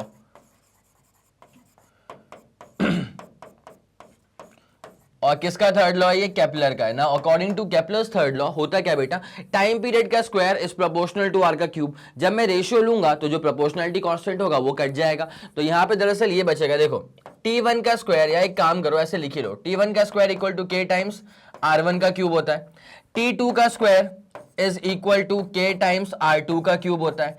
जब मैं इनको डिवाइड कर दूंगा, T1 और T2 को जब मैं डिवाइड कर दूंगा तो काटा पीटी मचाने के बाद जो बचेगा वो क्या होगा, K से K तो निपट गया, तो मैं सीधे तौर पे साफ तौर पे इसको ऐसे कर सकता हूं कि T1 बाई T2 का whole square is equal to क्या हो जाएगा, R1 बाई R2 का क्या हो जाएगा बेटा, होल क्यूब। यहां तक कोई परेशानी हो रही है आप लोग को, पक्का श्योर है। अब T1 कितना गिवन है भाई साहब, 32 डेज, कितना गिवन है यहाँ पे 32 डेज, और नीचे कितना गिवन है बेटा T2, 256, और इसका भी स्क्वायर होना है, इज इक्वल टू बेटा R1 अपॉन R2 का क्यूब। R1 कितना है, वो तो R के बराबर ही है, और नीचे कितना आ जाएगा R2, और इसका आप कर देंगे cube. It's as simple as that. मेरे ख्याल से यहां तक की पूरी कहानी क्लियर हो रही होगी, ठीक है। जैसे आप इसको सॉल्व करेंगे तो ये 1/8 आ जाएगा, और इसका स्क्वायर इज इक्वल्स टू, यहां पे चलने दो, कोई दिक्कत वाली बात नहीं है, R अपॉन R2 का क्यूब, ठीक है भाई साहब। 1/8 का स्क्वायर करेंगे तो कितना बचेगा, 1/64, क्या बचेगा 1/64 इज इक्वल टू, यहां पे क्या आ जाएगा, R का क्यूब। अच्छा, एक और चीज मैं यहां पे कर सकता हूं, इसका क्यूब रूट ले लूंगा ना, अब लूंगा मैं इसका क्यूब रूट। मुझे क्या निकालना है बेटा, मुझे R2 की वैल्यू निकालनी है। क्या निकालना है, R2 की वैल्यू। तो जैसे हम इसका क्यूब रूट लेंगे, टेकिंग क्यूब रूट, जैसे हम इसका क्यूब रूट लेंगे तो हमारे सामने जो कहानी प्रस्तुत हो जाएगी वो क्या हो जाएगी 64 का क्यूब रूट क्या होता है, 4 4 16, 4 64, मतलब यहाँ पे 4 हो जाएगा इसका क्यूब रूट, यहाँ पे आ जाएगा R अपॉन नीचे क्या आ जाएगा R2। तो देयरफॉर सिंपल भाषा में आप कह सकते हैं कि R2 इज इक्वल टू क्या आ गया, 4R। सिंपल भाषा में आप कह सकते हैं कि R2 इज इक्वल टू क्या आ जाएगा, 4 इंटू आर के बराबर। It's as simple as that. तो भाई साहब ये आ गया आपका फाइनल आंसर। और जैसे कि अब जनता जानती है कि मैं क्या बोलूंगा, इसको दिल में बसा के रखना। ये आपका आंसर आ गया R2 इक्वल्स टू 4R। ठीक है, अब जरा एक बार यहां पर भी आंसर चेक कर लिया जाए। बहुत सटीक है, R2 इक्वल्स टू कितना आ रहा है, 4R ही आ रहा है। ये रहा आपका फाइनल आंसर और ये रहा इसका डिटेल्ड सॉल्यूशन। जल्दी इसका स्क्रीनशॉट लीजिए, उसके बाद कहानी को आगे बढ़ाते हैं। जल्दी करना बेटा, 3 2 1 रेडी गो डन। हो गया होगा, हो गया होगा, हो गया होगा। बहुत जबरदस्त बेटा, बहुत शानदार। डन हो गया तुम्हारा 6 वाला क्वेश्चन भी। अब बिना समय लगाए जल्दी से जल्दी चलते हैं क्वेश्चन नंबर 7 के ऊपर। The average distance between sun and Mars is 1.524 times the average distance between earth and the sun. Okay ठीक है। If the time period of revolution of earth is 1 year, find that of Mars. यहां पे निकालना पड़ेगा Mars के लिए। तो ये सवाल आपके समक्ष प्रस्तुत है। एक बार जरा देखिए क्या समझ में आया, क्या आपका आंसर आता है। जो भी आंसर आया कमेंट सेक्शन में डाल देना। अगर बन गया तो बहुत शानदार, नहीं बना तो कोई दिक्कत नहीं, फिर इसको मैं सॉल्व करता हूं। सेल्फ ट्राई तो बनता है भाई साहब, जल्दी सेल्फ ट्राई करिए, जल्दी करिए। चलिए ठीक है, फिर बहुत शानदार। ये सवाल आप लोगों ने देख लिया होगा, है ना। अब इसका जो पूरा लॉजिक है इसको एक बार मैं सॉल्व कर लेता हूं। The average distance between sun and Mars is this much. ठीक है, आपसे कहा था कि भाई साहब जो भी आपका आंसर आएगा कमेंट सेक्शन में बता देना, तो उम्मीद करता हूं बता दिया होगा, ढीला काम नहीं करा होगा। अब जरा गौर करें, the average distance between sun and Mars is this much times the average distance between earth and the सन।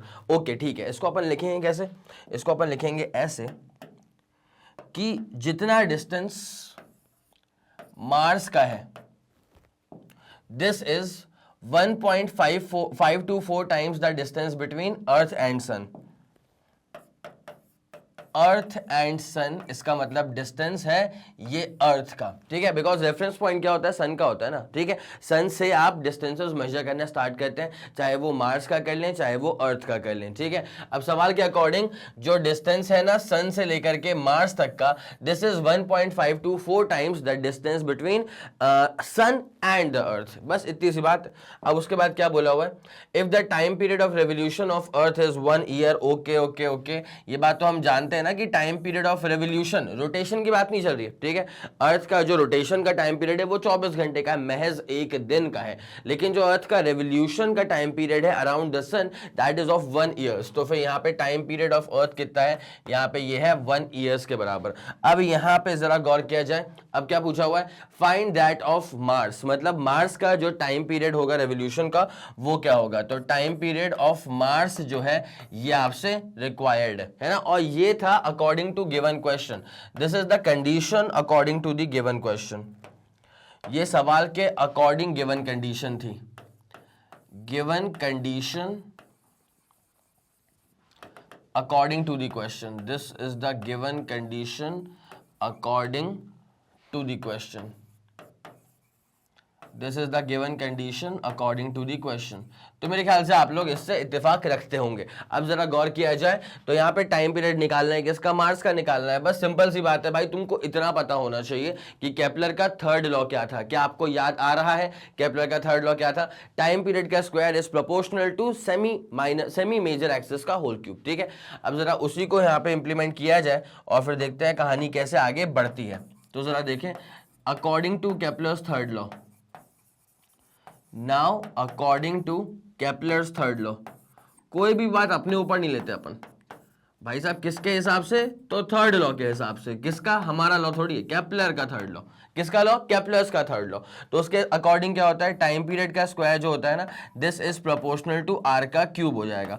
अगर इसी लॉजिक को मैं फॉलो करते हुए चलूंगा तो मैं इसको ऐसे कहता हूं, मुझे टाइम पीरियड निकालना है मार्स का, तो टाइम पीरियड ऑफ मार्स का square is equal to K times distance from centre of sun to the centre of Mars, उसका क्यूब हो जाएगा, आर क्यूब। ठीक है, ये आर थोड़ा सा प्यार से बनाया जाए, आर। ठीक है, आर किसका है, ये मार्स का डिस्टेंस है। सिमिलरली इसी हिसाब से आप इसको देखते हुए ये भी कह सकते हैं कि टाइम पीरियड ऑफ अर्थ का square is equal to K times distance from centre of sun to the centre of earth इसका क्यूब हो जाएगा। आगे ये वाली बात समझ में। अब मुझे टीएम निकालना है। टीएम का मतलब क्या होता है? Time period of Mars. तो जरा एक काम करें, पहले तो आपको तरीके से नोट करते बने, इसलिए क्या है कि मैं सेपरेशन यहाँ पे दे देता हूँ, अदरवाइज आप बोलोगे सर आपने तो लिखने का जगह ही नहीं छोड़ा, तो क्या है ताने अपन फिर क्या सुनेंगे ताने। तो जरा यहाँ पे ध्यान दिया जाए। अब उसके बाद क्या होगा देखो माफ कीजिए, यहाँ पे टाइम पीरियड ऑफ, इसको एक काम करो, डिवाइड करो, डिवाइड कर दो पहली इक्वेशन को दूसरी इक्वेशन से। तो फर्स्ट वाली को इक्वेशन को माफ कीजिए सेकेंड इक्वेशन से डिवाइड कर देंगे। तो उसके बाद क्या बचेगा? ये time period of mass, time period of earth का स्क्वायर इज इक्वल्स टू, यहां पे आ जाएगा तुम्हारे पास डिस्टेंस मार्स का, डिस्टेंस अर्थ का, और इसका क्या हो जाएगा बेटा? Whole cube. पक्की बात है। अब यहाँ गिवन कंडीशन के अकॉर्डिंग ऐसी कुछ कहानी हो रही थी कि आर एम मतलब क्या, सेंटर ऑफ सन से लेकर के सेंटर ऑफ मार्स तक की दूरी थी ना, वो कितना आया था? 1.524 टाइम्स आर ई। 524 ही था ना, 524 ही था, ठीक है। अब यहाँ पे एक काम करा जाए, पुट करा जाए। अच्छा सर ये टी कहाँ चला गया? बेटा time period of earth was 1 year, तो निपटा दो उसको। अब ये आर एम की वैल्यू क्या है? 1.524, तो जो है लिख दो उसको फट से, 1.524 आर ई अपॉन नीचे भी क्या आ रहा है? R E. इसका चलने वाला है क्यूब, ठीक है। आर ई से आर ई निपट जाएगा, उसके बाद जो बचेगा वो क्या बचेगा? T M is equals to, एक बात तो सुनो, इसका स्क्वायर रूट ले लो। जब इसका स्क्वायर रूट लोगे तो यहाँ पे क्या हो जाएगा? पावर हो जाएगी 3/2। क्या हो जाएगी बेटा? पावर हो जाएगी 3/2। तो 1.524 निपटने वाले निपट गए, इसकी पावर क्या आ जाएगी? 3/2। तो इसको प्रॉपर सॉल्व करके जो हमारा आंसर आएगा वो आएगा अप्रोक्सीमेटली 1.879, ठीक है, 1.879 ईयर्स के आसपास। एक बार चेक कर लिया जाए। जी हाँ 1.879 ईयर्स है। देखो भाई साहब यहाँ पे आवर्स की बात मत करना, बिकॉज अर्थ का जो टाइम पीरियड गिवन था that was already given as 1 year. यहाँ पे time period for earth was already given as 1 year. तो यहां पर भी जो मार्स का टाइम पीरियड आएगा वो भी हमको ईयर्स में ही मिलेगा, ईयर्स बड़े साल, ठीक है। चलो इतनी बात समझ में आ गई। तो जब उसको सॉल्व आउट किया तो हमारा आंसर कितना आ गया? 1.879, 1.879 ईयर्स। बस यही तुम्हारा हो गया है फाइनल आंसर। इसी आंसर को दिल में बसा के रखना, this is the final answer, ठीक है। चलो बेटा अब एक काम करा जाए, इसको अच्छे से इसकी हल्दी मेहंदी कर दी जाए और उसके बाद कहानी को आगे बढ़ाया जाएगा। तो आप एक काम करें, जल्दी पहले आप इसका स्क्रीनशॉट ले लें, उसके बाद कहानी को आगे बढ़ा। चलो बहुत शानदार, फिर इसको नोट कर लिया होगा आप लोगों ने। अब एक काम करा जाए, इसे गायब किया जाए, बिना समय लगाए आपको लेके चलते हैं इसके अगले वाले क्वेश्चन की तरफ। भाई इस क्वेश्चन में एक वर्ड मेरे को दिख गया और अब इच्छा यहाँ पे आ रही है कि सर जी ये जो लिखा हुआ है जियो स्टेशनरी सैटेलाइट, इसका मतलब क्या होगा?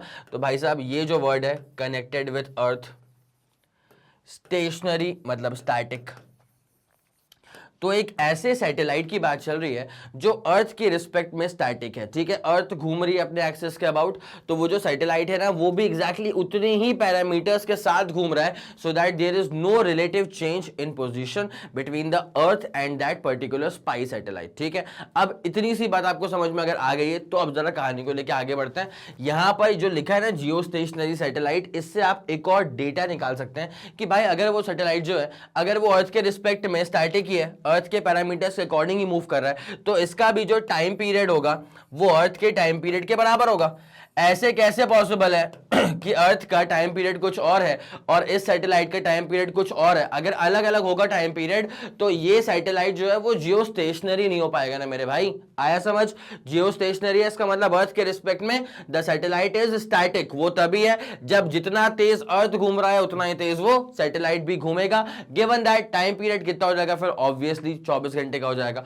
अर्थ में रह करके हम इस बारे में तो डाउट नहीं खा सकते ना कि टाइम पीरियड क्या है हमारा 24 घंटे का, ठीक है, रोटेशन का। ओके अब उसके बाद क्या देखे रखा है बेटा?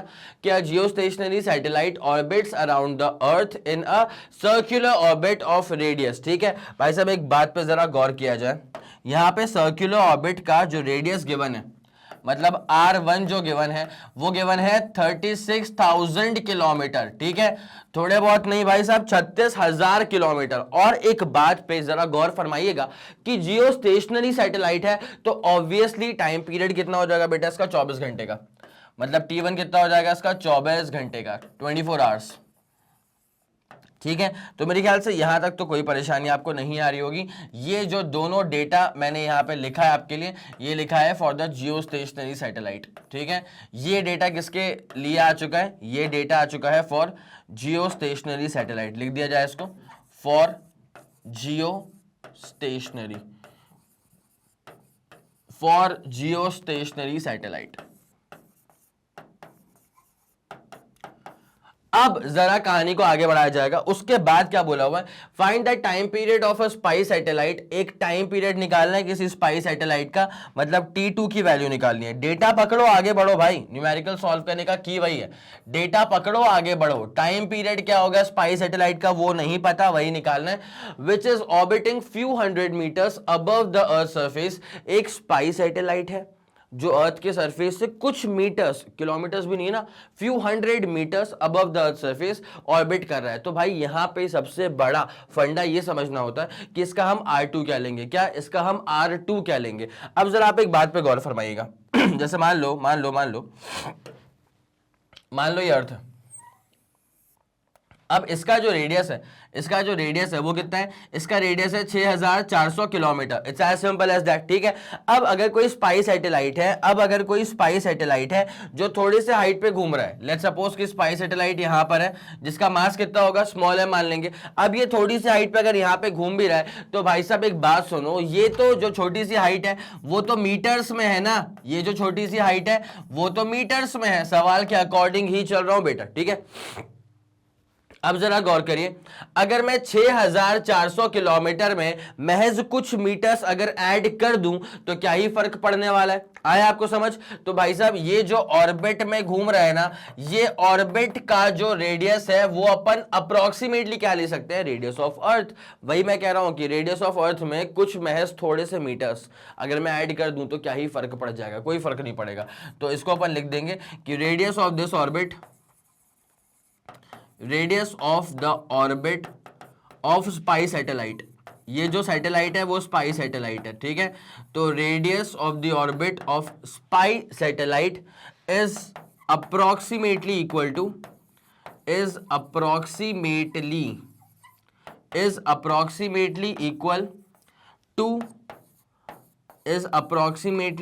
To radius of earth. इस बात को आप लोग समझ गए, ये बात समझना बहुत इंपॉर्टेंट है for this particular spy satellite. सवाल के अकॉर्डिंग, सवाल के ही टर्म्स में यूज करते हुए चल रहा हूं ये वाली पूरी बात समझ में आ गई। एक काम करो, जल्दी एक बार इसका स्क्रीनशॉट ले लो, उसके बाद कहानी को आगे बढ़ाते हैं। आ गया समझ में, 3 2 1 रेडी गो डन, चलो हो गया होगा, ओके डन। अब जरा सुनना क्या हो रहा है, तो मतलब इसका रेडियस क्या हो जाएगा, 6,400 किलोमीटर, लिख दें इसको बेटा। तो इसका R2 कितना है, इसका R2 है 6,400 kilometres. It's as simple as that. और ये वाली पूरी कहानी चल रही है for that given spy satellite, ये वाली पूरी कहानी चल रही है for that given spy satellite. अब बेटा आपसे ये पूछा हुआ था कि यहाँ पे T2 क्या होगा, मतलब स्पाई सैटेलाइट का जो टाइम पीरियड ऑफ रेवोल्यूशन है वो क्या हो सकता है। भाई पूरा खेल चल रहा है टाइम और डिस्टेंस के बीच में, तो यहाँ पे केपलर का थर्ड लॉ एकदम सटीक बैठने वाला है। तो भाई साहब बिना समय लगाए जल्दी आ जाते हैं। अकॉर्डिंग टू किसके मुताबिक, according to Kepler's third law, according to Kepler's third law, Kepler के तीसरे लॉ के मुताबिक क्या होने वाला है बेटा, होने वाला सर ये है कि टाइम पीरियड का square is proportional to are का क्यूब।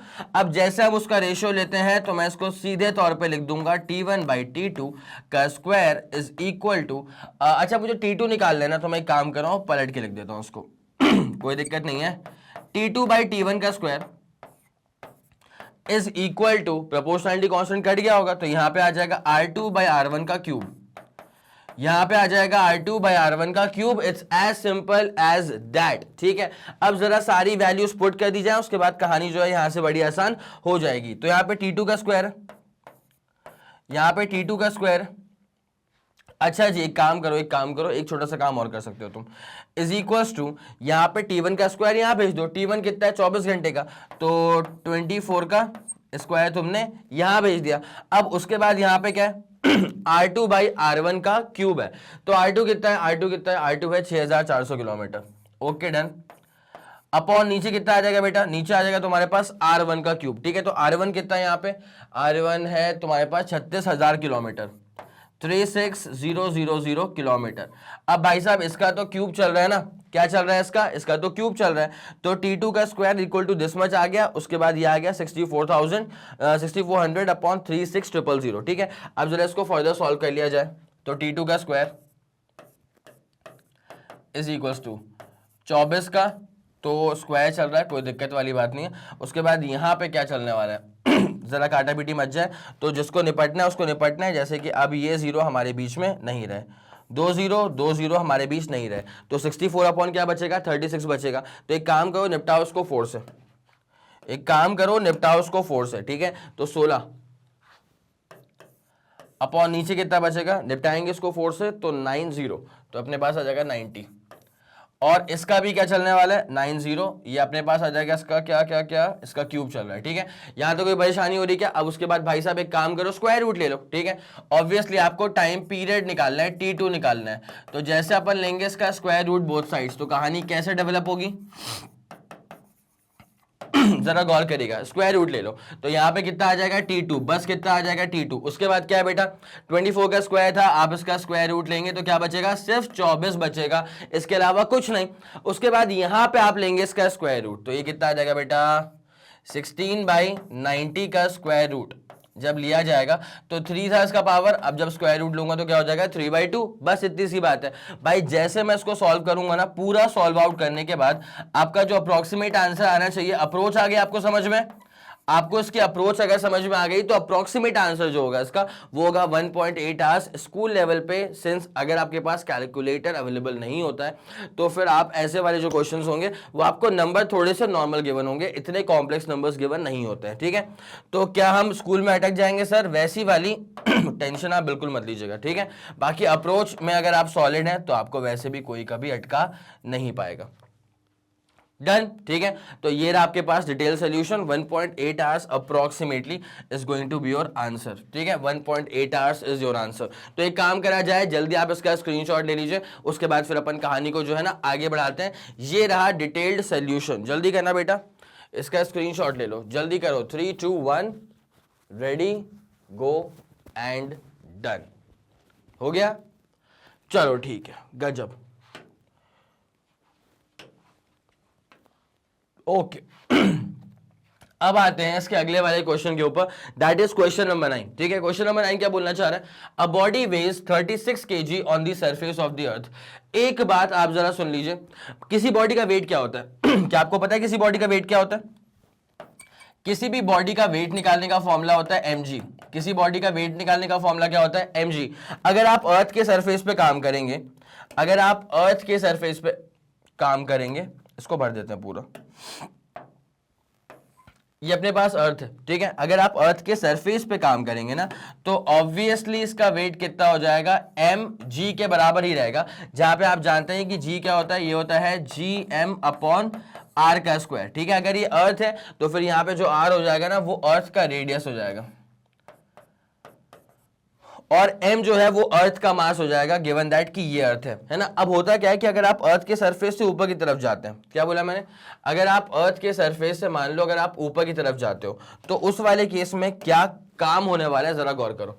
मान लो कि तुम यहां आ गए, तो ये जो हाइट है ये हाइट हो गई है h के बराबर, और ये जो दूरी है ये दूरी हो गई रेडियस r के बराबर। कोई दिक्कत वाली बात तो नहीं है।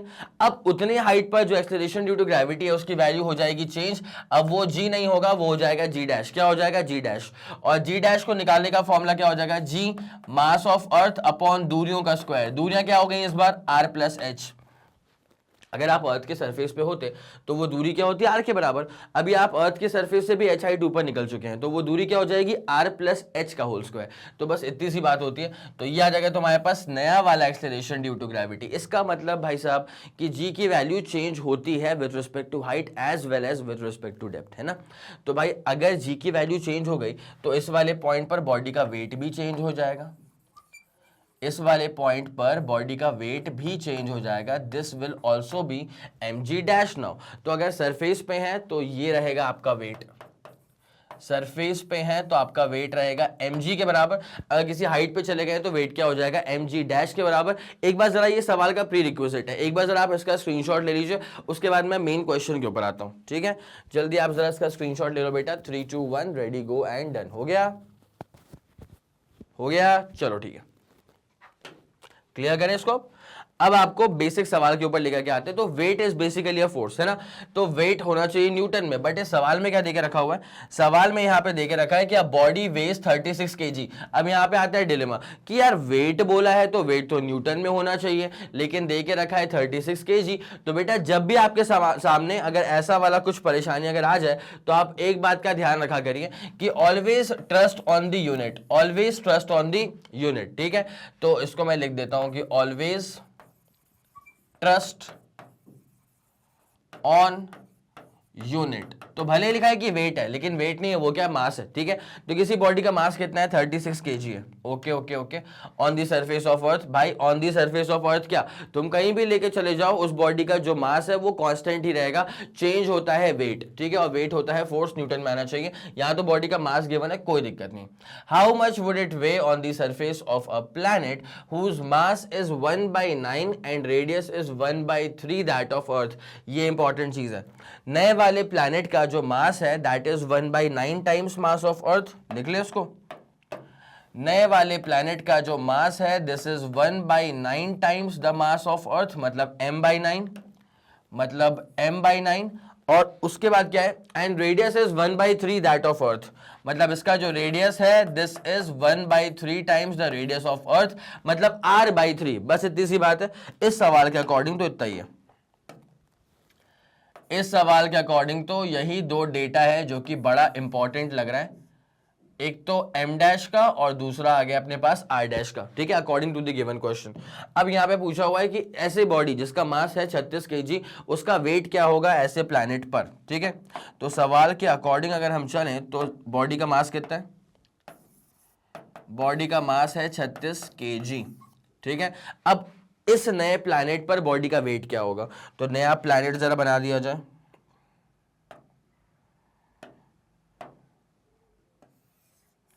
ये नया प्लैनेट, ठीक है, ये लिया नया प्लैनेट। अब इसके सरफेस पर निकालना है बॉडी का वेट। तो पहले तो अपन एक काम करें, ये बनाते हैं वाली बॉडी, ये रही बॉडी जिसका मास कितना है 36 kg का इसका मास है। अब इसका वेट निकालना है। तो भाई इसका वेट निकालने का बेसिक फॉर्मूला क्या होगा, सुनो। इसका वेट निकालने का बेसिक फॉर्मूला हो जाएगा m इंटू जी डैश, ऑब्वियसली m इंटू जी डैश, ठीक है। अब भाई साहब ये जी डैश निकाल लो, उसके बाद तो काम खत्म ही है। Now g dash is equal to g भाई नया वाला प्लैनेट तो m डैश अपॉन नए वाले प्लैनेट के रेडियस का स्क्वायर, तो r डैश का स्क्वायर, इतनी सी बात है। तो g dash is equal to g, बेटा m डैश क्या हो चुका है, m डैश था m/9, m डैश क्या आ गया था m/9, m डैश आ गया था m/9, और r डैश का स्क्वायर करना पड़ेगा। तो r डैश कितना आ गया था r/3, जब r/3 का मैं स्क्वायर करूंगा तो ये आ जाएगा r स्क्वायर, और जो 1/3 आया था ना उसका स्क्वायर करेंगे तो 1/9, वो 9 चले जाएगा ऊपर, वो 9 कहाँ चले जाएगा, वो 9 चले जाएगा ऊपर। बस इतनी सी बात है, ठीक है। आया इतना पूरा फंडा समझ में, श्योर आप लोग इस बात को लेकर के, चलो ठीक है, इतने में पूरापन श्योर हो चुका है, ठीक है। तो m डैश हो चुका है, r डैश हो गया था r/9, r²/9 वो वहां पहुंच गया, 9 से 9 तो निपट ही गया यार, 9 से 9 तो निपट ही गया। तो यहाँ पे जो g डैश बचा ना तो हमारे पास, भाई साहब वो तो बचा gm/r का स्क्वायर, और एक प्यारी सी बात होती है, gm/r का स्क्वायर जो होता है ना वो तो एक्सेलरेशन ड्यू टू ग्रेविटी होता है, तो देयरफॉर आप मतलब अर्थ पे होता है, तो आप समझ सकते हैं कि इसकी वैल्यू क्या आ जाएगी 10 मीटर पर सेकेंड स्क्वायर। क्या आ जाएगी इसकी वैल्यू 10 मीटर पर सेकेंड स्क्वायर। अब यहाँ पे आपसे ये पूछा हुआ है, अब आपसे यहाँ पे ये पूछा हुआ है कि इस बॉडी का वेट क्या होगा ऐसे प्लैनेट के सरफेस पे, तो इस बॉडी का वेट जो होगा वो ऑब्वियसली mg डैश, m कितना था बेटा 36 kg सवाल के अकॉर्डिंग, और g डैश कितना था g के बराबर, मतलब इस बॉडी का जो वेट हो जाएगा वो हो जाएगा 360 न्यूटन। इस बॉडी का वेट कितना हो जाएगा 360 newton. It's as simple as that. एक बार चेक कर लिया जाए तो 360 न्यूटन आया, ठीक है, लेकिन बॉडी का मास क्या होगा 36 kg होगा। So the thing is this कि अगर बॉडी का वेट पूछा गया है ना तो वेट निकालने के लिए आपको m इंटू जी करना पड़ेगा, तो ये तो बस मास आया था, इसका वेट कितना आ जाएगा m इंटू जी डैश, तो मास तो वही था g डैश मतलब 360 न्यूटन, ठीक है। तो सवाल में एक पॉइंट और आ गया बेटा कि बॉडी का मास जो होता है ना वो किसी भी हाइट पे डिपेंड नहीं करता, ना ही किसी प्लैनेट पे डिपेंड करता है। बॉडी का मास अगर 36 kg है तो बॉडी का मास 36 kg ही रहेगा, लेकिन उसका weight is what going to be variable, ठीक है। अच्छा, इस गिवन क्वेश्चन के अंदर क्या हुआ था कि जितना एक्सेलरेशन ड्यू टू ग्रेविटी अर्थ का था उतना ही एक्सेलरेशन ड्यू टू ग्रेविटी उस गिवन प्लैनेट एक्स का भी आ गया था, जिस कारणवश दोनों ही प्लैनेट्स पर उस बॉडी का वेट जो है वो सेम हो गया। तो मेरे ख्याल से इतनी पूरी कहानी आपको समझ में आ रही होगी। ये रहा आपके पास डिटेल्ड सॉल्यूशन। तो वेट तो रहेगा इसका 360 न्यूटन, वेट रहेगा इसका 360 न्यूटन, बाकी मास रिमेन्स कांस्टेंट। तो इसको लिख देता हूं मैं कि इसको शब्दों में लिख देंगे पूरा तरीके से, whereas the mass of the body, whereas the mass of the body, whereas the mass of the body remains constant, whereas the mass of the body remains constant and is independent of any planet,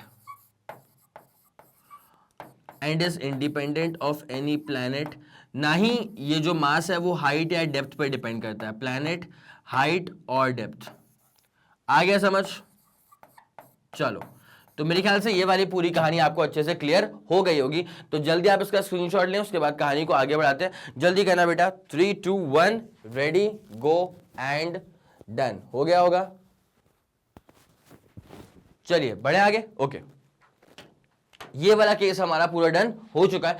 अब भैया बिना समय लगाए निपटाओ उसको, निपटाओ उसको, निपटाओ उसको। अगले वाले पे आ जाओ, क्वेश्चन नंबर 10 पे आते हैं। कहां पे आते हैं? क्वेश्चन नंबर 10 पे आ गए। क्वेश्चन नंबर 10 क्या बोलना चाह रहा है आपसे? If the radius of earth were increase by a factor of 2 keeping the mass constant, then by what factor would its density have to be changed to keep the value of G the same. अच्छा, इस सवाल को ना solve करने के लिए जो आपको एक छोटा सा प्री रिक्विजिट चाहिए। क्या होता है प्री रिक्विजिट? किसी भी सवाल के अंदर कोई छोटा सा फॉर्मूला जो कि बहुत पुराना फॉर्मूला हो, अगर वो यूज हो रहा होता है तो बच्चे क्या कभी कभी घबरा जाते हैं, तो वो घबराए ना, इसलिए मैं आप लोग को जो फॉर्मूला होता है ना वो बता देता हूं। भाई बेसिक फॉर्मूला है डेंसिटी का, everybody knows this, everybody should know this. Density का फॉर्मूला होता है मास अपॉन वॉल्यूम। डेंसिटी का बेसिक फॉर्मूला क्या हो जाता है? Mass upon volume. तो यहां पे ना अगर आप डेंसिटी को सिंबलाइज करना चाहें तो आप रो से करेंगे। मास तो m के बराबर होता है। उसके बाद स्फीयर का अगर आप बात करें तो स्फीयर का वॉल्यूम होता है 4/3 पाई आर क्यूब, ठीक है। तो this is a formula which could be a matter of concern to you for now, है ना। और यहां पे जरा मैं लिख देता हूं कि किसी भी स्फीयर का वॉल्यूम क्या होता है। तो volume of sphere is 4/3 pi R का क्यूब, जहां पे R is going to be the radius of that particular sphere. तो एक बार इस प्री रिक्विजिट के साथ सवाल को ट्राई करो, बन गया तो बहुत शानदार, अगर नहीं बना किसी कारणवश तो फिर इसको मैं सॉल्व करवाता हूं, बट एक बार सेल्फ ट्राई तो बनता है। जल्दी करना प्लीज। चलिए ठीक है फिर। तो जो ये प्री रिक्विजिट था वो मेरे ख्याल से आपने तरीके से नोट कर लिया होगा, बिकॉज इसी के दम पे तो आगे काम चलने वाला है, ठीक है। ये वाली कहानी आपको समझ में आ गई थी। अब जरा ना एक बात पे गौर करा जाए। गिवन कंडीशन क्या है यहाँ पे? कंडीशन है कि अगर रेडियस ऑफ द अर्थ व increase by a factor of 2, इसका मतलब ये हो गया कि अगर अर्थ का रेडियस जो है अगर वो 2 गुना कर दिया जाए, ठीक है। आर का मतलब क्या होता है, बेसिक रेडियस ऑफ अर्थ। अगर सवाल के अकॉर्डिंग अर्थ का रेडियस फैक्टर बाय 2 से इंक्रीज हो गया, मतलब 2 गुना कर दिया गया है, कीपिंग द मास कांस्टेंट, मतलब मास तो कांस्टेंट ही है, मास इज कांस्टेंट। सवाल के अकॉर्डिंग चल रहे हैं, गिवन डेटा जैसा भी है बस लिखते हुए चलो, तो कहानी आगे आसान रहती है बेटा। ठीक है, mass is constant, by what factor would its density have to be changed, मतलब डेंसिटी क्या होनी चाहिए, नई वाली डेंसिटी क्या होनी चाहिए। जब अर्थ का रेडियस इंक्रीज हो गया बाय फैक्टर ऑफ 2, तो नई वाली डेंसिटी क्या होनी चाहिए, have to be changed to keep the value of G the same. इसका मतलब नया वाला एक्सेलरेशन ड्यू टू ग्रेविटी और पुराना वाला एक्सेलरेशन ड्यू टू ग्रेविटी वो दोनों ही सेम है। अगर सेम मेंटेन करना है तब जाकर के नए वाले की डेंसिटी क्या होनी चाहिए। तो मैं आपको एक बात पहले सिखा दूं कि एक जनरल फॉर्मूला समझो बेटा। पहले अगर g सेम है ना, यहाँ पे g का मतलब क्या है, यहाँ पे एक्सेलरेशन ड्यू टू ग्रेविटी, अगर वो सेम है तो एक जनरल फॉर्मूला पहले सीखो। अकॉर्डिंग टू जनरल फॉर्मूला, किसका general formula sir, acceleration due to gravity का। तो अकॉर्डिंग टू जनरल फॉर्मूला कार्यक्रम डेवलप ऐसे होता है कि acceleration due to gravity is आ जाता है gm बाई आर का स्क्वायर। एक्सेलरेशन ड्यू टू ग्रेविटी क्या हो जाता है बेटा, gm बाई आर का स्क्वायर। ठीक है, मेरे ख्याल से इतनी कहानी आपको अच्छे से क्लियर हो रही होगी। ठीक है, अब जरा गौर किया जाए, मास को आप खोल सकते हैं कैसे, डेंसिटी का फॉर्मूला आपको लिखवाया था अभी हाल फिलहाल 10 मिनट पहले प्री रिक्विजिट के अंदर। डेंसिटी होता है मास अपॉन वॉल्यूम, तो वहां से मास क्या हो जाएगा, डेंसिटी इंटू वॉल्यूम। तो यहाँ पे आप g बाई आर का स्क्वायर, इसको टच मत करिए। डेंसिटी होता है मास अपॉन वॉल्यूम, तो मास क्या हो जाएगा, डेंसिटी इंटू वॉल्यूम, और वॉल्यूम क्या होता है 4/3 पाई आर का क्यूब। आगे ये वाली बात समझ में। इसके अकॉर्डिंग आप g लिख सकते हैं ऐसे, यहां पे 4/3 को बाहर रख लो बेटा, 4/3 को बाहर रख लो, कोई दिक्कत वाली बात नहीं है। 4/3 तुम्हारा बाहर आ चुका है। आर स्क्वायर से यहाँ पे आर क्यूब कटेगा तो एक आर बच जाएगा, तो क्या बच जाएगा यहाँ पे, क्या बचेगा, जी रो, उसके बाद पाई और आर, जी रो पाई और आर, तो जी रो पाई और आर। भाई साहब ये तुम्हारे पास है जनरल फॉर्मूला, ये तुम्हारे पास क्या है, जनरल फॉर्मूला। अब इस पर कहानी में आगे डेवलप कैसे करता हूं वो आर्ट है, वो जरा आपको समझना पड़ेगा, ध्यान दीजिएगा अच्छे से। ये आपके पास आ चुका है जनरल फॉर्मूला। नाउ अब सुनते हुए चलो अच्छे से। भाई साहब सवाल के अकॉर्डिंग अगर चला जाए तो कहा गया था कि जी डैश इक्वल टू जी के बराबर होगा। क्या कहा गया था कि भैया जी डैश इक्वल टू, तो जी के बराबर होगा। अब जी डैश अगर आप गौर करें अच्छे से, आप यहीं से निकाल लीजिए एक बार, ये क्या हो जाएगा 4/3, ये तो नंबर है, ये कहाँ चेंज होगा, जी यूनिवर्सल ग्रेविटेशनल कांस्टेंट, ये कहाँ चेंज होगा, लेकिन density is going to be changing now, तो रो डैश बोल दिया। उसके बाद पाई में कोई दिक्कत नहीं है, radius is going to be changing now, तो आर डैश बोल दिया। क्या बोल दिया, आर डैश। नए वाले मतलब जब अर्थ का जो रेडियस था that increase by a factor of 2, तो उसके बाद जो नया रेडियस होगा वो आर डैश बोल दिया।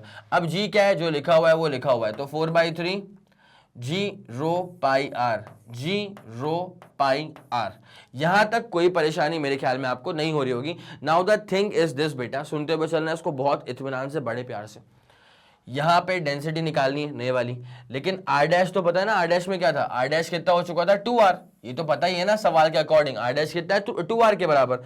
तो इसको जरा लिख दिया जाए 4/3 जी रो डैश पाई, और आर डैश कितना है 2r के बराबर। यहां पे कितना हो जाएगा 4/3 जी रो पाई और r। अब उसके बाद जिसको जाना है उसको जाना है, काटे बेटी मचाओ यहां से, तो क्या हो जाएगा 4/3 हमारे बीच अब नहीं रहे, g और g अब हमारे बीच नहीं रहे, उसके बाद पाई और पाई अब हमारे बीच नहीं रहे, और r जो था वो यहां से निपट गया। तो उसके बाद जो बचने वाला है बेटा वो सिंपल सी कहानी बचेगी, rho dash into 2 is equal to, यहां पे अकेला क्या बच रहा है, रो बच रहा है। आपको तो रो डैश निकालने से मतलब था ना, तो जब आपको रो डैश निकालने से मतलब है तो कहानी आपके लिए फिर फर्दर कैसे बिल्डअप होगी, कुछ नहीं है, रो डैश निकालना है, रो बाई 2 हो गया। ठीक है, तो रो डैश निकालना था तो रो बाई 2 हो गया। तो क्या फैक्टर आया, it's 1/2, it's as simple as that. ठीक है, तो यहां पे सवाल के शब्दों में अगर चला जाए, by what factor would its density have to be change, तो डेंसिटी शुड बिकम हाफ। ठीक है, हम क्या लिख देंगे कि density should become half, density should become half, और हाफ हो, इसका मतलब फैक्टर क्या है इसका 1/2, so that so that the factor is 1/2, so that the factor is 1/2, ठीक है। तो आइदर गो विद दिस वाला आंसर और गो विद दिस वाला आंसर, मतलब 1/2 का आपका आंसर तो आना चाहिए। कोई दिक्कत वाली बात है क्या, जल्दी बताओ। 1/2 का आपका आंसर तो आना चाहिए। तो ये रहा आपका फाइनल आंसर। नंबर्स कहना है तो बस just go with 1/2, it's as simple as that. तो एक बार तसल्ली के लिए आंसर चेक भी कर लिया जाए। 1/2 आ रहा है, बस इतनी सी बात है, ठीक है। तो ये रहा आपके पास डिटेल सोल्यूशन पूरे क्वेश्चन का। तो जल्दी इसको नोट करो, जल्दी करो जल्दी करो जल्दी करो। 3 2 1 रेडी गो एंड डन। चलो हो गया, लंबा सोल्यूशन था, जरा सा बेसिक फॉर्मूला आपको समझ में आ गया होगा। चलिए ठीक है, बहुत जबरदस्त। तो ये थी आपकी कहानी न्यूमेरिकल्स की। तो मेरे ख्याल से न्यूमेरिकल्स ऑन केपलर्स लॉ जो मैंने करवाया आपको, वो आपको अच्छे से समझ में आ गए होंगे। और ऐसे ही वाले क्वेश्चंस आप एक्सपेक्ट कर सकते हैं अपने एग्जाम्स के अंदर भी। यही पैटर्न रहने वाला है, यही फंडा रहने वाला है। लॉजिक आपने समझ लिया होगा अच्छे से। तो उम्मीद करता हूं आप लोग कॉपी किताब लेके बैठे होंगे, तरीके से नोट करते हुए चल रहे होंगे और फॉर्मूले की शीट बनना स्टार्ट हो चुकी होगी। और उसके बाद जैसा आप लोग जानते हैं कि मैग्नेट ब्रेन जो प्रोवाइड करता है आपको CBSE English medium as well as Hindi medium वाली क्लासेस, उसके बाद spoken English, CUET, NTSC, Olympiad, UP board, Bihar board और एमपी बोर्ड की क्लासेस। इसके अलावा कोई भी अगर आपको इन्फॉर्मेशन चाहिए तो आप मैग्नेट ब्रेन्स के ऑफिशियल वेबसाइट पर विजिट कर सकते हैं, ठीक है। Okay, thank you so much.